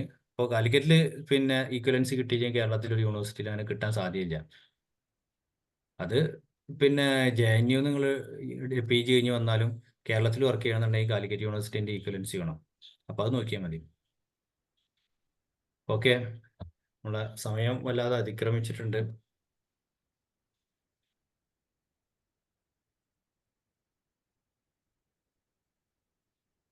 നമുക്ക് കൺക്ലൂഡ് ചെയ്യാം അല്ലേ? ഓക്കെ. അതായത് എത്ര സംസാരിച്ചാലും ഡൗട്ടുകൾ ഒരുപാട് ബാക്കിയാണ്. ഇതുപോലെയുള്ള അവസാനമായിട്ട് നിങ്ങൾക്ക് ഇനിയും അറബി അക്കാദമിയുമായി ബന്ധപ്പെട്ടിട്ടുണ്ടെങ്കിൽ ഈ വിഷയത്തിലുള്ള കോഴ്സുകളും തുടർന്നുള്ള കാര്യങ്ങളൊക്കെ പിന്നെ സഹായങ്ങളൊക്കെ ലഭിക്കും. അപ്പോൾ ഇനി പിന്നെ അവരുമായി ഡയറക്റ്റ് കോണ്ടാക്ട് ചെയ്യാവുന്നതാണ്. ഇൻഷാ അല്ലാഹ് നമ്മളെ കൊണ്ട് അറിയുന്ന രൂപത്തിലൊക്കെ ചെയ്യാം. ഇതിന്റെ ഇനി PDF പലരും ചോദിക്കുന്നുണ്ട്, അപ്പോൾ സാർ ഒന്ന് ഷെയർ ചെയ്ത് കൊടുക്കണം. അതിന് നമ്മൾ അയച്ചു കൊടുക്കും. ഓക്കെ സാറേ ഒരു സംശയം. ഓക്കെ. നേരത്തെ ഇതിൽ ചോദിച്ചല്ലോ, BA ഇംഗ്ലീഷ് ചെയ്തവർക്ക് പിന്നെ B.Ed ചെയ്യാൻ കഴിയുമോ അറബി? പറ്റും. അതിലെന്താണെന്ന് അറിയാം, പ്രശ്നം എന്താണെന്ന് വെച്ചാലേ B.Ed ചെയ്യാന് പിന്നെ 4 അതിന് ക്രെഡിറ്റുകൾ എന്നാ പറയാം. പിന്നെ ഇത്ര ക്രെഡിറ്റ് ഉള്ള ഒരു അറബിക്കിൽ ഇത്ര ക്രെഡിറ്റ് കംപ്ലീറ്റ് ചെയ്തിരിക്കണം എന്നുള്ളതാണ്. അപ്പോൾ പിന്നെ BA അറബിക്കാണ് ചെയ്തിരിക്കുന്നതെങ്കിൽ ഒരു 4 സെമസ്റ്ററിൽ സെക്കൻഡ് ലാംഗ്വേജ് അറബിക്ക് ഉള്ളത് കൊണ്ട് അത് വെച്ചിട്ട് B.Ed ചെയ്യാൻ പറ്റും. എന്നാൽ BCom ചെയ്ത ആൾക്ക് 2 സെമസ്റ്ററിൽ ഉണ്ടാവുള്ളൂ, അതുകൊണ്ട് അവർക്ക് ചെയ്യാൻ പറ്റൂല. പക്ഷെ നമ്മൾ BA അറബിക്ക് ചെയ്തിട്ട് BA ഇംഗ്ലീഷ് ചെയ്തിട്ട് BA അറബിക്കിലേക്ക് നീങ്ങുക എന്നുള്ളത് ഒരു കരിയർ മണ്ടത്തരമായിട്ടാണ് ഞാൻ പറയുള്ളൂ. കാരണം B.Ed അറബിക്ക് വെച്ചുള്ള ഒരു ജോബിന് ചെയ്യുകയാണെന്നുണ്ടെങ്കിൽ മിനിമം ഡിഗ്രി അറബിക്ക് വേണ്ടി വരും. അപ്പോൾ നമ്മൾ കരിയർ പിന്നെ PG ഉണ്ടെങ്കിലും ഓക്കെ, PG അറബിക്കും കൂടി ഉണ്ടെങ്കിൽ ഓക്കെ. ഇത് ക്ലിയർ ആയോ? ഓക്കെ, ക്ലിയർ ആയി. ഇപ്പോ PG ചെയ്തോണ്ടിരിക്കുന്നുണ്ട് അറബിയിൽ. അപ്പൊ ദെൻ യു ക്യാരി ഓൺ. അത് നല്ലൊരു ഓപ്ഷനാണ്. കാരണം പിന്നെ ഞാൻ BA സോഷ്യോളജി ചെയ്ത ഒരാളാണ്, പിന്നെയാണ് ഞാൻ അറബിക്കിലേക്ക് നീങ്ങിയത്. PG അറബിക്ക് മുതലാണ് അറബിക്കിലേക്ക് നീങ്ങിയത്. അതുകൊണ്ടാണ് ഞാൻ ഇത്ര ക്ലിയർ ആയിട്ട് എനിക്ക് പറയാൻ കഴിയുന്നത്. പിന്നെ ഈ കോളേജ് അതുപോലെ യൂണിവേഴ്സിറ്റിയിലേക്ക് ഇപ്പൊ അങ്ങനെ വിളിക്കാറുണ്ടോ എന്ന് ചോദിച്ചാൽ വളരെ റയർ ചാൻസുകളാണ് വരാറുള്ളത്. ഇപ്പോൾ കാലിക്കറ്റ് യൂണിവേഴ്സിറ്റി ഒരു 2021 പിന്നെ എത്രയോ 62 അധ്യാപകരെ പോസ്റ്റ് ചെയ്തു. അങ്ങനെ നടക്കുന്നുണ്ട്. സാർ DLED നാട്ടിൽ മാത്രമേ സാധ്യതയുള്ളൂ? DLED നാട്ടിൽ മാത്രമേ സാധ്യതയുള്ളൂ. പിന്നെ ഒരു ട്രെയിനിങ് കോഴ്സ്, ഒരു മിനി ട്രെയിനിങ് കോഴ്സ് അല്ലേ. DLED നിർബന്ധമാക്കിയതിനെ കുറിച്ച് കേസ് നടക്കുന്നത് കേട്ട്, അതിനെപ്പറ്റി എന്തെങ്കിലും അറിയോ? അല്ല, അത് പിന്നെ DLED പിന്നെ എനി ട്രെയിനിങ് കോഴ്സ് എന്നുള്ളത് ഇപ്പോൾ പിന്നെ ഈ UGCന്റെ റൂളിൽ പെട്ടതാണ്. അപ്പൊ അതൊക്കെ വെച്ചിട്ടാണ് ഇപ്പോൾ ഇവിടെയും കേരള സർക്കാരൊക്കെ ചെയ്തിട്ടുള്ളത്. ടീച്ചിങ് മേഖലയിലേക്ക് ഇറങ്ങുന്നവർ എനി ട്രെയിനിങ് കോഴ്സ് പാസ്സാവണം എന്നുള്ളതാണ്. അപ്പൊ any DLED training age limit ഉണ്ടോ സാറേ? ഏജ് ലിമിറ്റ് എനിക്ക് കറക്റ്റ് അറിയില്ല. അല്ല, OBC 40 വരെ ആണോ? അങ്ങനത്തെ ഒരു ന്യൂസ് കണ്ടു. 35 ആണ് എന്റെ 38 ആണെന്നുള്ളതാണ് പിന്നെ OBCന്റെ എനിക്ക് ഓർമ്മ. OBC 38 ആണ്. 8 ഓക്കെ. സർ, ആ കാശ്മീർ യൂണിവേഴ്സിറ്റിന്റെ അതൊന്നും പാടെ ഒന്ന് വ്യക്തമാക്കിയിട്ട് പറയാൻ പറ്റും? അതായത് നമ്മൾ അവിടുന്ന് ചെയ്യാണ് B.Ed എടുക്കുകയാണെന്നുണ്ടെങ്കിൽ നമുക്ക് കേരളത്തിൽ അംഗീകാരം, അതായത് ചെയ്യാൻ, അതായത് അതിൽ കുറെ കിംവദന്തികളുണ്ട്. ചിലർ പറ്റെന്ന് പറയുന്നുണ്ട്. അല്ല, ഞാനും അത്ര തന്നെ കേട്ടിട്ടുള്ളൂ. പക്ഷെ എനിക്ക് അതിൽ ഉറപ്പ് പറയാൻ പറ്റുന്ന ഒരു കാര്യം, പിന്നെ നമ്മൾ അങ്ങനെ ഒരു ഡൗട്ട് വന്നു കഴിഞ്ഞാൽ ചെയ്യേണ്ട കാര്യം എന്താ വെച്ചാൽ, നമ്മൾ കേരളത്തിലെ ഏതെങ്കിലും ഒരു യൂണിവേഴ്സിറ്റി അവർക്ക് ഈക്വലൻസി തരുമെന്ന്. B.Edന് ഇവിടെ നമുക്ക് PSCക്ക് അപ്ലൈ ചെയ്യുമ്പോൾ കേരളത്തിന്റെ പുറത്തുള്ള സാധനമാണെങ്കിൽ നമ്മളൊരു ഈക്വലൻസി സർട്ടിഫിക്കറ്റ് വെക്കണം. 350 രൂപ ഒക്കെ കൊടുത്ത് അപ്ലൈ. അപ്പൊ നമ്മൾ ഇത്ര ചെയ്താൽ മതി. സുവേഗ എന്ന് പറഞ്ഞിട്ട് വിളിച്ചാൽ കിട്ടുന്ന കാലിക്കറ്റ് നമ്പർ ഉണ്ട്, അതിൽ വിളിക്കുക. പിന്നെ കാശ്മീർ യൂണിവേഴ്സിറ്റിയുടെ അറബിക് B.Edന്റെ ഞാൻ ചെയ്തിട്ടുണ്ട് അല്ലെങ്കിൽ ചെയ്തു വന്നാൽ എനിക്ക് അവിടുന്ന് ഈക്വലൻസി കിട്ടുമെന്ന് ചോദിക്കാം. അപ്പൊ അതായത് ഞാൻ അതിനെ പറ്റി അന്വേഷിച്ചപ്പോ നിലവില് അങ്ങനെ ആരും ചെയ്ത ഒരാളായിട്ട് ഇതുവരെ കാണാൻ പറ്റില്ല, കണ്ടെത്തിയിട്ടില്ല. അപ്പൊ അങ്ങനെ അറിയണ ആരെങ്കിലും ഉണ്ടോ? അല്ല, അതായത് പുതിയതായിട്ടാണ് ഇപ്പൊ കേൾക്കണത് കാശ്മീർ യൂണിവേഴ്സിറ്റിയിൽ ചെയ്യാന്ന് പറഞ്ഞിട്ട് B.Ed അറബിക്. ഒരാൾ ചെയ്യുന്നുണ്ട് കാശ്മീർ യൂണിവേഴ്സിറ്റിയിൽ. ഈ ഒരു സമയം ഇതുവരെ മുമ്പ് അങ്ങനെ കേട്ടിട്ടില്ല. ഒരാൾ ചെയ്യുന്നുണ്ട്. കാശ്മീർ യൂണിവേഴ്സിറ്റിയിൽ മുമ്പും കുറെ ആളുകൾ B.Ed ഒക്കെ ചെയ്തിട്ടുണ്ട്. പക്ഷെ അതൊക്കെ അവിടെ പോയിട്ട് റെഗുലർ ആയിട്ട് ചെയ്ത ആളുകളാണ്. പക്ഷെ ഇതിലൊക്കെ ഞാൻ മനസ്സിലാക്കുന്ന ഒരു പ്രശ്നമുള്ളത്, നമുക്ക് അങ്ങനെ ചെയ്യാം. ഈ അവിടെ നിന്ന് മാത്രമല്ല, ഇപ്പൊ ഈ ലാസ്റ്റ് B.Ed പിന്നെ സീറ്റ് കുറവായിട്ട് തൊടുപുഴ അവിടെയൊക്കെ ഏതൊക്കെയോ സ്ഥാപനങ്ങളിൽ അറ്റൻഡൻസ് ഇല്ലാതെ B.Ed ചെയ്യാൻ അവസരം കൊടുത്തിരുന്നൊരു കാലം ഉണ്ടായിരുന്നു എന്ന് പറഞ്ഞു, B.Ed നിർത്തലാക്കൽ വന്നപ്പോൾ. പക്ഷെ ഇവിടെയൊക്കെ അങ്ങനെ എന്താണെന്ന് വെച്ചാൽ, അവിടെ നമ്മൾ പോവാതെ അതേസമയം നമ്മൾ ഇവിടെ ഒരു ജോലിയിലായിരിക്കെ പിന്നെ നമ്മൾ ചെയ്തു കഴിഞ്ഞാൽ പിന്നീട് പിന്നെ നമ്മളൊരു ഇപ്പൊ നമ്മൾ പിന്നെ ഒരു ജോലിക്കൊക്കെ അപ്ലൈ ചെയ്യുമ്പോൾ നിലവിലുള്ള സാഹചര്യം പോലെ അല്ല. കാരണം എന്താ വെച്ചാൽ ഭയങ്കര കോമ്പറ്റീഷനാണ്. അപ്പൊ നിങ്ങൾ ഒരു പിന്നെ എയ്ഡഡ് സ്കൂളിൽ ക്യാഷ് കൊടുത്തിട്ട് മാനേജ്മെന്റിനെ സോപ്പിട്ട് കയറുകയാണ്. ആ കോളേജിൽ സ്കൂളിൽ ഞാനാണ് 2ാം സ്ഥാനത്ത് വന്നത്. അപ്പൊ എനിക്കറിയാം നിങ്ങൾ കാശ്മീർ പോയിട്ടാണ് B.Ed ചെയ്തത്. അതേസമയം നിങ്ങൾ ഇവിടെ ഡെയിലി വേജസ് ആയിട്ട് ഒരു സ്കൂൾ വർക്ക് ചെയ്യുന്നു എനിക്കറിയാം.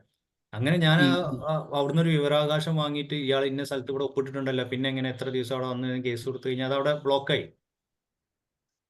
ഇത് റെഗുലർ കോഴ്സ് ആണ്, നമ്മൾ അങ്ങനെ സേഫ് ആയിട്ട് പോരാണെങ്കിൽ അത് നമ്മൾക്ക് ഏറ്റവും നല്ല റെഗുലർ ആയിട്ട് എടുക്കാൻ നല്ലതല്ലേ? അതെ നമ്മളെപ്പോഴും സാറേ ഞാൻ ഒരു കാര്യം, അതായത് ഇപ്പൊ പുറത്തുനിന്ന് നമ്മൾ കോഴ്സ് ചെയ്യുമ്പോൾ നിലവിൽ കാലിക്കറ്റ് യൂണിവേഴ്സിറ്റിയിലോ അല്ലെങ്കിൽ കേരള യൂണിവേഴ്സിറ്റിയിലൊക്കെ ഈക്വലൻസ് ഉണ്ട്. അവരുടെ സൈറ്റിൽ അതിന്റെ ലിസ്റ്റ് ഇട്ടിട്ടുണ്ട്, ഏതൊക്കെ യൂണിവേഴ്സിറ്റികളുടെ ഏതെല്ലാം കോഴ്സുകൾ അംഗീകരിച്ചിട്ടുണ്ട് എന്നുള്ളതൊക്കെ നമുക്ക് നോക്കിയാൽ മനസ്സിലാൻ പറ്റും. ഞാൻ വെരിഫൈ ചെയ്തപ്പോൾ ജസ്റ്റ് നോക്കി, ഇതുവരെ കാശ്മീർ യൂണിവേഴ്സിറ്റിയുടെ കേരള യൂണിവേഴ്സിറ്റിയുടെ ലിസ്റ്റിലോ അല്ലെങ്കിൽ കാലിക്കറ്റ് യൂണിവേഴ്സിറ്റിയുടെ ലിസ്റ്റിലോ ഒന്നും കണ്ടിട്ടില്ല. അറബിക് B.Edന്റെ പ്രൊവൈഡ് ചെയ്യുന്ന യൂണിവേഴ്സിറ്റിയിലൊന്നും കണ്ടിട്ടില്ല. ഇനി വേണമെങ്കിൽ നമുക്ക് എന്ത് ചെയ്യാൻ പറ്റും, ഒരാൾക്ക് 1-2 ആളുകൾ ഗ്രൂപ്പായിട്ട് ഒരു ഈക്വലൻസിക്ക് വേണ്ടിയിട്ട് ട്രൈ ചെയ്യാം. അതിന് അപ്ലൈ ചെയ്താൽ മതി. അങ്ങനെ പിന്നെ അതിന്റെ യൂണിവേഴ്സിറ്റി ബോർഡിന് ആപ്ലിക്കേഷൻ കൊടുത്തു കഴിഞ്ഞാൽ അവരത് പരിഗണിച്ചിട്ട് ഈക്വലൻസിക്ക് അർഹമാണെങ്കിൽ അത് കിട്ടും. അത് കിട്ടിക്കഴിഞ്ഞാൽ പിന്നെ ബാക്കിയുള്ളവർക്കൊക്കെ സുഖമാണ്. അതുപോലെ തന്നെയാണ് ഇപ്പൊ നമ്മുടെ ഇപ്പൊ പുറത്ത് ചെയ്യുന്ന MA അറബിക് ഇഗ്നോയുടെ കാര്യങ്ങൾക്ക്. ഇഗ്നോക്ക് ഇപ്പോൾ പുതിയതായിട്ട് തുടങ്ങിയതാണ്. ഇപ്പൊ കുറെ ആളുകൾ ഇഗ്നോ ചെയ്യുന്നുണ്ടാവും. അതിനിപ്പോ ഈക്വലൻസ് നിലവിലായിട്ടുണ്ടാവില്ല. പിന്നെ അപ്പോൾ ആ ഇഗ്നോ MA അറബിക് വെച്ചിട്ട് നമുക്ക് ഇവിടെ അതിന്റെ ഫർദർ സ്റ്റഡീസോ മറ്റൊക്കെ ചെയ്യണമെന്നുണ്ടെങ്കിൽ അതിന് ഈക്വലൻസി നിർബന്ധമായിരിക്കും. അപ്പൊ അത് ഏതെങ്കിലും ഒരു വ്യക്തി അതിന് മുന്നിട്ട് ഇറങ്ങി ഈക്വലൻസി സർട്ടിഫിക്കറ്റ് വാങ്ങേണ്ടി വരും. എന്നാൽ പിന്നെ ബാക്കിയുള്ളവർക്കൊക്കെ എളുപ്പം. അത് അങ്ങനെയാണ് അതിന്റെ ഒരു പ്രൊസീജിയർ സാധാരണ ഉണ്ടാവാറുള്ളത്. ഏതായാലും ഇൻഷാ അല്ലാഹ് നമ്മള് അപ്പോ സംശയങ്ങൾ വ്യക്തമായിട്ടുണ്ടാവും. പിന്നെ ഈ വിഷയങ്ങള് ജനറൽ ആയിട്ട് പറയാനേ പറ്റുള്ളൂ. കാരണം കുറെ പേഴ്സണൽ ആയിട്ട് ഒരുപാട് ആളുകൾക്ക് ഇന്നെ പേപ്പർ ചെയ്തു പോയി അങ്ങനെ കുറെ ഡൗട്ട്സ് ഉണ്ടാവും. പക്ഷെ ഏതായാലും ഈ കുറഞ്ഞൊരു സമയത്ത് ഇത്ര നല്ല ബ്രീഫ് ആയിട്ടുള്ള കൂടുതൽ ഇൻഫർമേഷൻ നമുക്ക് കിട്ടാൻ സാധിച്ചു ട്ടോ. ഭയങ്കര ഒരു കാര്യമായി. കാരണം നമ്മൾ അത്ര സമയമല്ലേ ആയിട്ടുള്ളൂ. അതിന്റെ ഉള്ളിൽ നമുക്ക് എന്തൊക്കെയാണ് സ്കോപ്പ് കാര്യങ്ങളൊക്കെ വളരെ വ്യക്തമായിട്ട് മനസ്സിലായി. അൽഹംദുലില്ലാ. ശുക്രൻ, ജസാക്കുമുല്ലാ. ഓക്കെ, അപ്പോൾ വളരെ നല്ലൊരു സെഷൻ ആയിരുന്നു. ഒരുപാട് പേർക്ക് നല്ല, നമ്മള് ടൈറ്റിൽ കൊടുത്ത പോലെ തന്നെ നല്ലൊരു ഇൻസൈറ്റ് ഉണ്ടാക്കിയിട്ടുണ്ട് എന്ന് തന്നെയാണ് വിശ്വസിക്കുന്നത്. അപ്പോൾ ഇനിയും ഇതുപോലെയുള്ള സെഷൻസ് നമുക്ക് തുടരണം. അതിന് ഇൻഷാ അല്ലാഹ് നമ്മുടെ ഭാഗത്തു നിന്ന് ശ്രമങ്ങളുണ്ടാവും. ഇനി ഇതിന്റെ ഫൈനൽ ഇംഗ്ലീഷിനായിട്ട് നമുക്ക് ലാബറൽ സെഷനായിട്ട് സംസാരിക്കാൻ വേണ്ടിയിട്ടായിരുന്നു റഫീഖ് സാറിന്റെ ഒരു ലാസ്റ്റ് സംസാരിക്കും. ഇൻഷാ അല്ലാഹ് റഫീഖ് സാറ് മൈക്ക് ഓൺ ആക്കിയിട്ട് സംസാരിക്കുന്നതാണ്. എന്നിട്ട് നമുക്ക് കൺക്ലൂഡ് ചെയ്യാം ലാസ്റ്റ്. അതുവരെയും കൂടി ചെറിയ അസ്സലാമു അലൈക്കും. വലൈക്കും സലാം. നമ്മള് ഇന്ന് ആദ്യമായിട്ട് ഞാൻ ഷരീഹുദവി സാറിന് ഒരു ഹൃദയംഗമമായി നന്ദി അർപ്പിക്കുകയാണ്. അറബി അക്കാദമി നമ്മൾ സ്റ്റാർട്ട് ചെയ്തിട്ട് ഏകദേശം ഒരു 3 കൊല്ലം കഴിഞ്ഞിട്ടുണ്ട്. നേരത്തെ ഫസ്റ്റ് ടൈമിൽ മുഹമ്മദ് അലി സാർ പറഞ്ഞ പോലെ ധാരാളം കുട്ടികൾ നമ്മളെ ഈ ഒരു അക്കാദമിയിലൂടെ ഓൺലൈൻ കോഴ്സുകൾ ചെയ്ത് മീൻസ് നമ്മളതിന് ട്യൂഷൻ കാര്യങ്ങളും മറ്റു കാര്യങ്ങളൊക്കെ ട്യൂട്ടർ മറ്റു കാര്യങ്ങളൊക്കെ ചെയ്തിട്ടുണ്ടായിരുന്നത്. അങ്ങനെ ധാരാളം കുട്ടികൾ ഇറങ്ങിയിട്ടുണ്ട്. ഈ പ്രാവശ്യം നമ്മൾ കുറെ കൂടി അറബി ഭാഷയെ നമ്മളെ കുട്ടികളിലേക്ക് കുറെ കൂടി പ്രാക്ടിക്കലായിട്ട് എത്തിക്കുക എന്ന അർത്ഥത്തിൽ കുറെ പരിപാടികൾ, പ്രോഗ്രാമുകൾ സംഘടിപ്പിക്കണമെന്ന് നമ്മൾ ആഗ്രഹിക്കുന്നതിന്റെ ആദ്യത്തെ ഒരു ക്ലാസ് ആണ് ഇപ്പോൾ കഴിഞ്ഞത്. ഷരീഫ് ഹുദവി സാറ് വളരെ മനോഹരമായിട്ട് അത് അവതരിപ്പിച്ചു. അദ്ദേഹത്തിന് നന്ദി പറയുന്നു. കാരണം നമുക്ക് വ്യക്തമായ ഒരു ധാരണ ഉണ്ടാക്കി തരാൻ കഴിഞ്ഞു. എങ്ങനെ ആയിരിക്കണം നമ്മുടെ ഒരു അറബി പഠനം എന്നതും, അതേപോലെ തന്നെ അതിനോടൊരു പാഷൻ നമ്മൾ കാത്തു സൂക്ഷിക്കേണ്ടതുണ്ട് എന്നും, അതേപോലെ തന്നെ എവിടേക്കാണ് നമ്മുടെ സ്കോപ്പുകൾ, നമ്മൾ ഒരിക്കലും ഒരു ടീച്ചിങ് എന്നൊരു പറയുന്ന ഒരു പ്രൊഫഷനിലേക്ക് മാത്രം ഒതുങ്ങാതെ കുറെ കൂടി വിശാലമർത്ഥത്തിലേക്ക് നമുക്ക് പോകാൻ സാധിക്കണം എന്നൊക്കെ നമ്മളെ ചിന്തിപ്പിക്കുന്ന തരത്തിലാണ് ഇവിടെ ക്ലാസ്സുകൾ പറഞ്ഞിട്ടുള്ളത്. ഇത് ഒരു തുടക്കം മാത്രമാണ്. ഇനിയും നമ്മൾ ഷരീഫ് സാറുടെ മികച്ച ക്ലാസ്സുകൾ ഇനി നമുക്ക് ലഭ്യമാകും ഇൻഷാ അല്ലാഹ്. ഇടയ്ക്ക് നമ്മൾ ഇത്തരം ഒരു പരിപാടികളൊക്കെ സംഘടിപ്പിക്കും. ഏറ്റവും സന്തോഷകരമായ ഒരു കാര്യം എന്തെന്ന് വെച്ചാൽ നമ്മൾ സൂമിൽ സാധാരണ ഇങ്ങനെ ഒരു പരിപാടിയൊക്കെ സംഘടിപ്പിക്കുമ്പോൾ ചിലപ്പോൾ നമുക്ക് വളരെ കുറച്ച് ആളുകളാണ് ഉണ്ടാവുക, അല്ലെങ്കിൽ ഒരു 50-60 പേരൊക്കെ മാക്സിമം പോയാലും. പക്ഷെ ഇത് നമുക്ക് മാക്സിമം സൂമിലേക്ക് എത്താവുന്ന ഒരു 100ന്റെ അടുത്ത് 90, 99, 98 അത്രയും പാർട്ടിസിപ്പൻസുകൾ നമ്മുടെ ഇതിൽ ഉണ്ടായിരുന്നു എന്നത് വളരെ ഒരു ഭയങ്കരമായിട്ട് ഒരു അത്ഭുതമായിട്ട് തോന്നിയൊരു സംഭവമാണ്. മാത്രമല്ല എല്ലാവരും അവസാനം വരെ നിലനിന്നിരുന്നു, ഇതിൽ പാർട്ടിസിപ്പേറ്റ് ചെയ്തു എന്നത് വളരെ ഒരു നല്ല കാര്യമായിട്ട് തോന്നി. ഏതായിരുന്നാലും ഇൻഷാ അല്ലാഹ് നമുക്ക് ഇത്തരം പരിപാടികൾ ഇനിയും ഉണ്ടാകും. നിങ്ങൾ എല്ലാവരും സഹകരിക്കണം, നിങ്ങൾ എല്ലാവരും സപ്പോർട്ട് ഉണ്ടാകും ഇൻഷാ അല്ലാഹ് പ്രതീക്ഷിക്കുന്നു. നമുക്ക് എല്ലാവർക്കും കൂടി ഒരുമിച്ച് അറബി ഭാഷയിലും ഉള്ള നമ്മുടെ കോഴ്സുകളെ നമുക്ക് മാക്സിമം നമുക്കത് കൂടുതൽ കോഴ്സ് എന്നതിനേക്കാളും അപ്പുറം കൂടുതൽ നമുക്കത് ചെയ്യാം. അപ്പൊ ഏതായാലും ഞാൻ അവസാനിപ്പിക്കുന്നു. നമ്മൾ ഈ ഒരു കൂട്ടായ്മ അള്ളാഹു നിലനിർത്തി തരട്ടെ എന്ന് പ്രാർത്ഥിച്ചുകൊണ്ട് ഞാൻ അവസാനിപ്പിക്കുന്നു. അസ്സലാമു അലൈക്കും. ഓക്കെ, ഇൻഷാ അല്ലാഹ് അപ്പൊ നമ്മൾ വൈൻഡപ്പ് ചെയ്യണം. എല്ലാവർക്കും ഇതിൽ പങ്കെടുത്ത എല്ലാവർക്കും ഒരിക്കൽ കൂടി നന്ദി അർപ്പിച്ചുകൊണ്ട് ഇന്നത്തെ ഒരു പ്രോഗ്രാം കൂടെ വൈൻഡപ്പ് ചെയ്യണം. ശുക്രൻ ലക്കും ജസീലൻ. വനൽതഖി ബിക്കും മഅ മുഹാദറത്തിൻ ഉഖ്റ. അസ്സലാമു അലൈക്കും വറഹ്മത്തുള്ളാഹി തആല. അസ്സലാമു അലൈക്കും.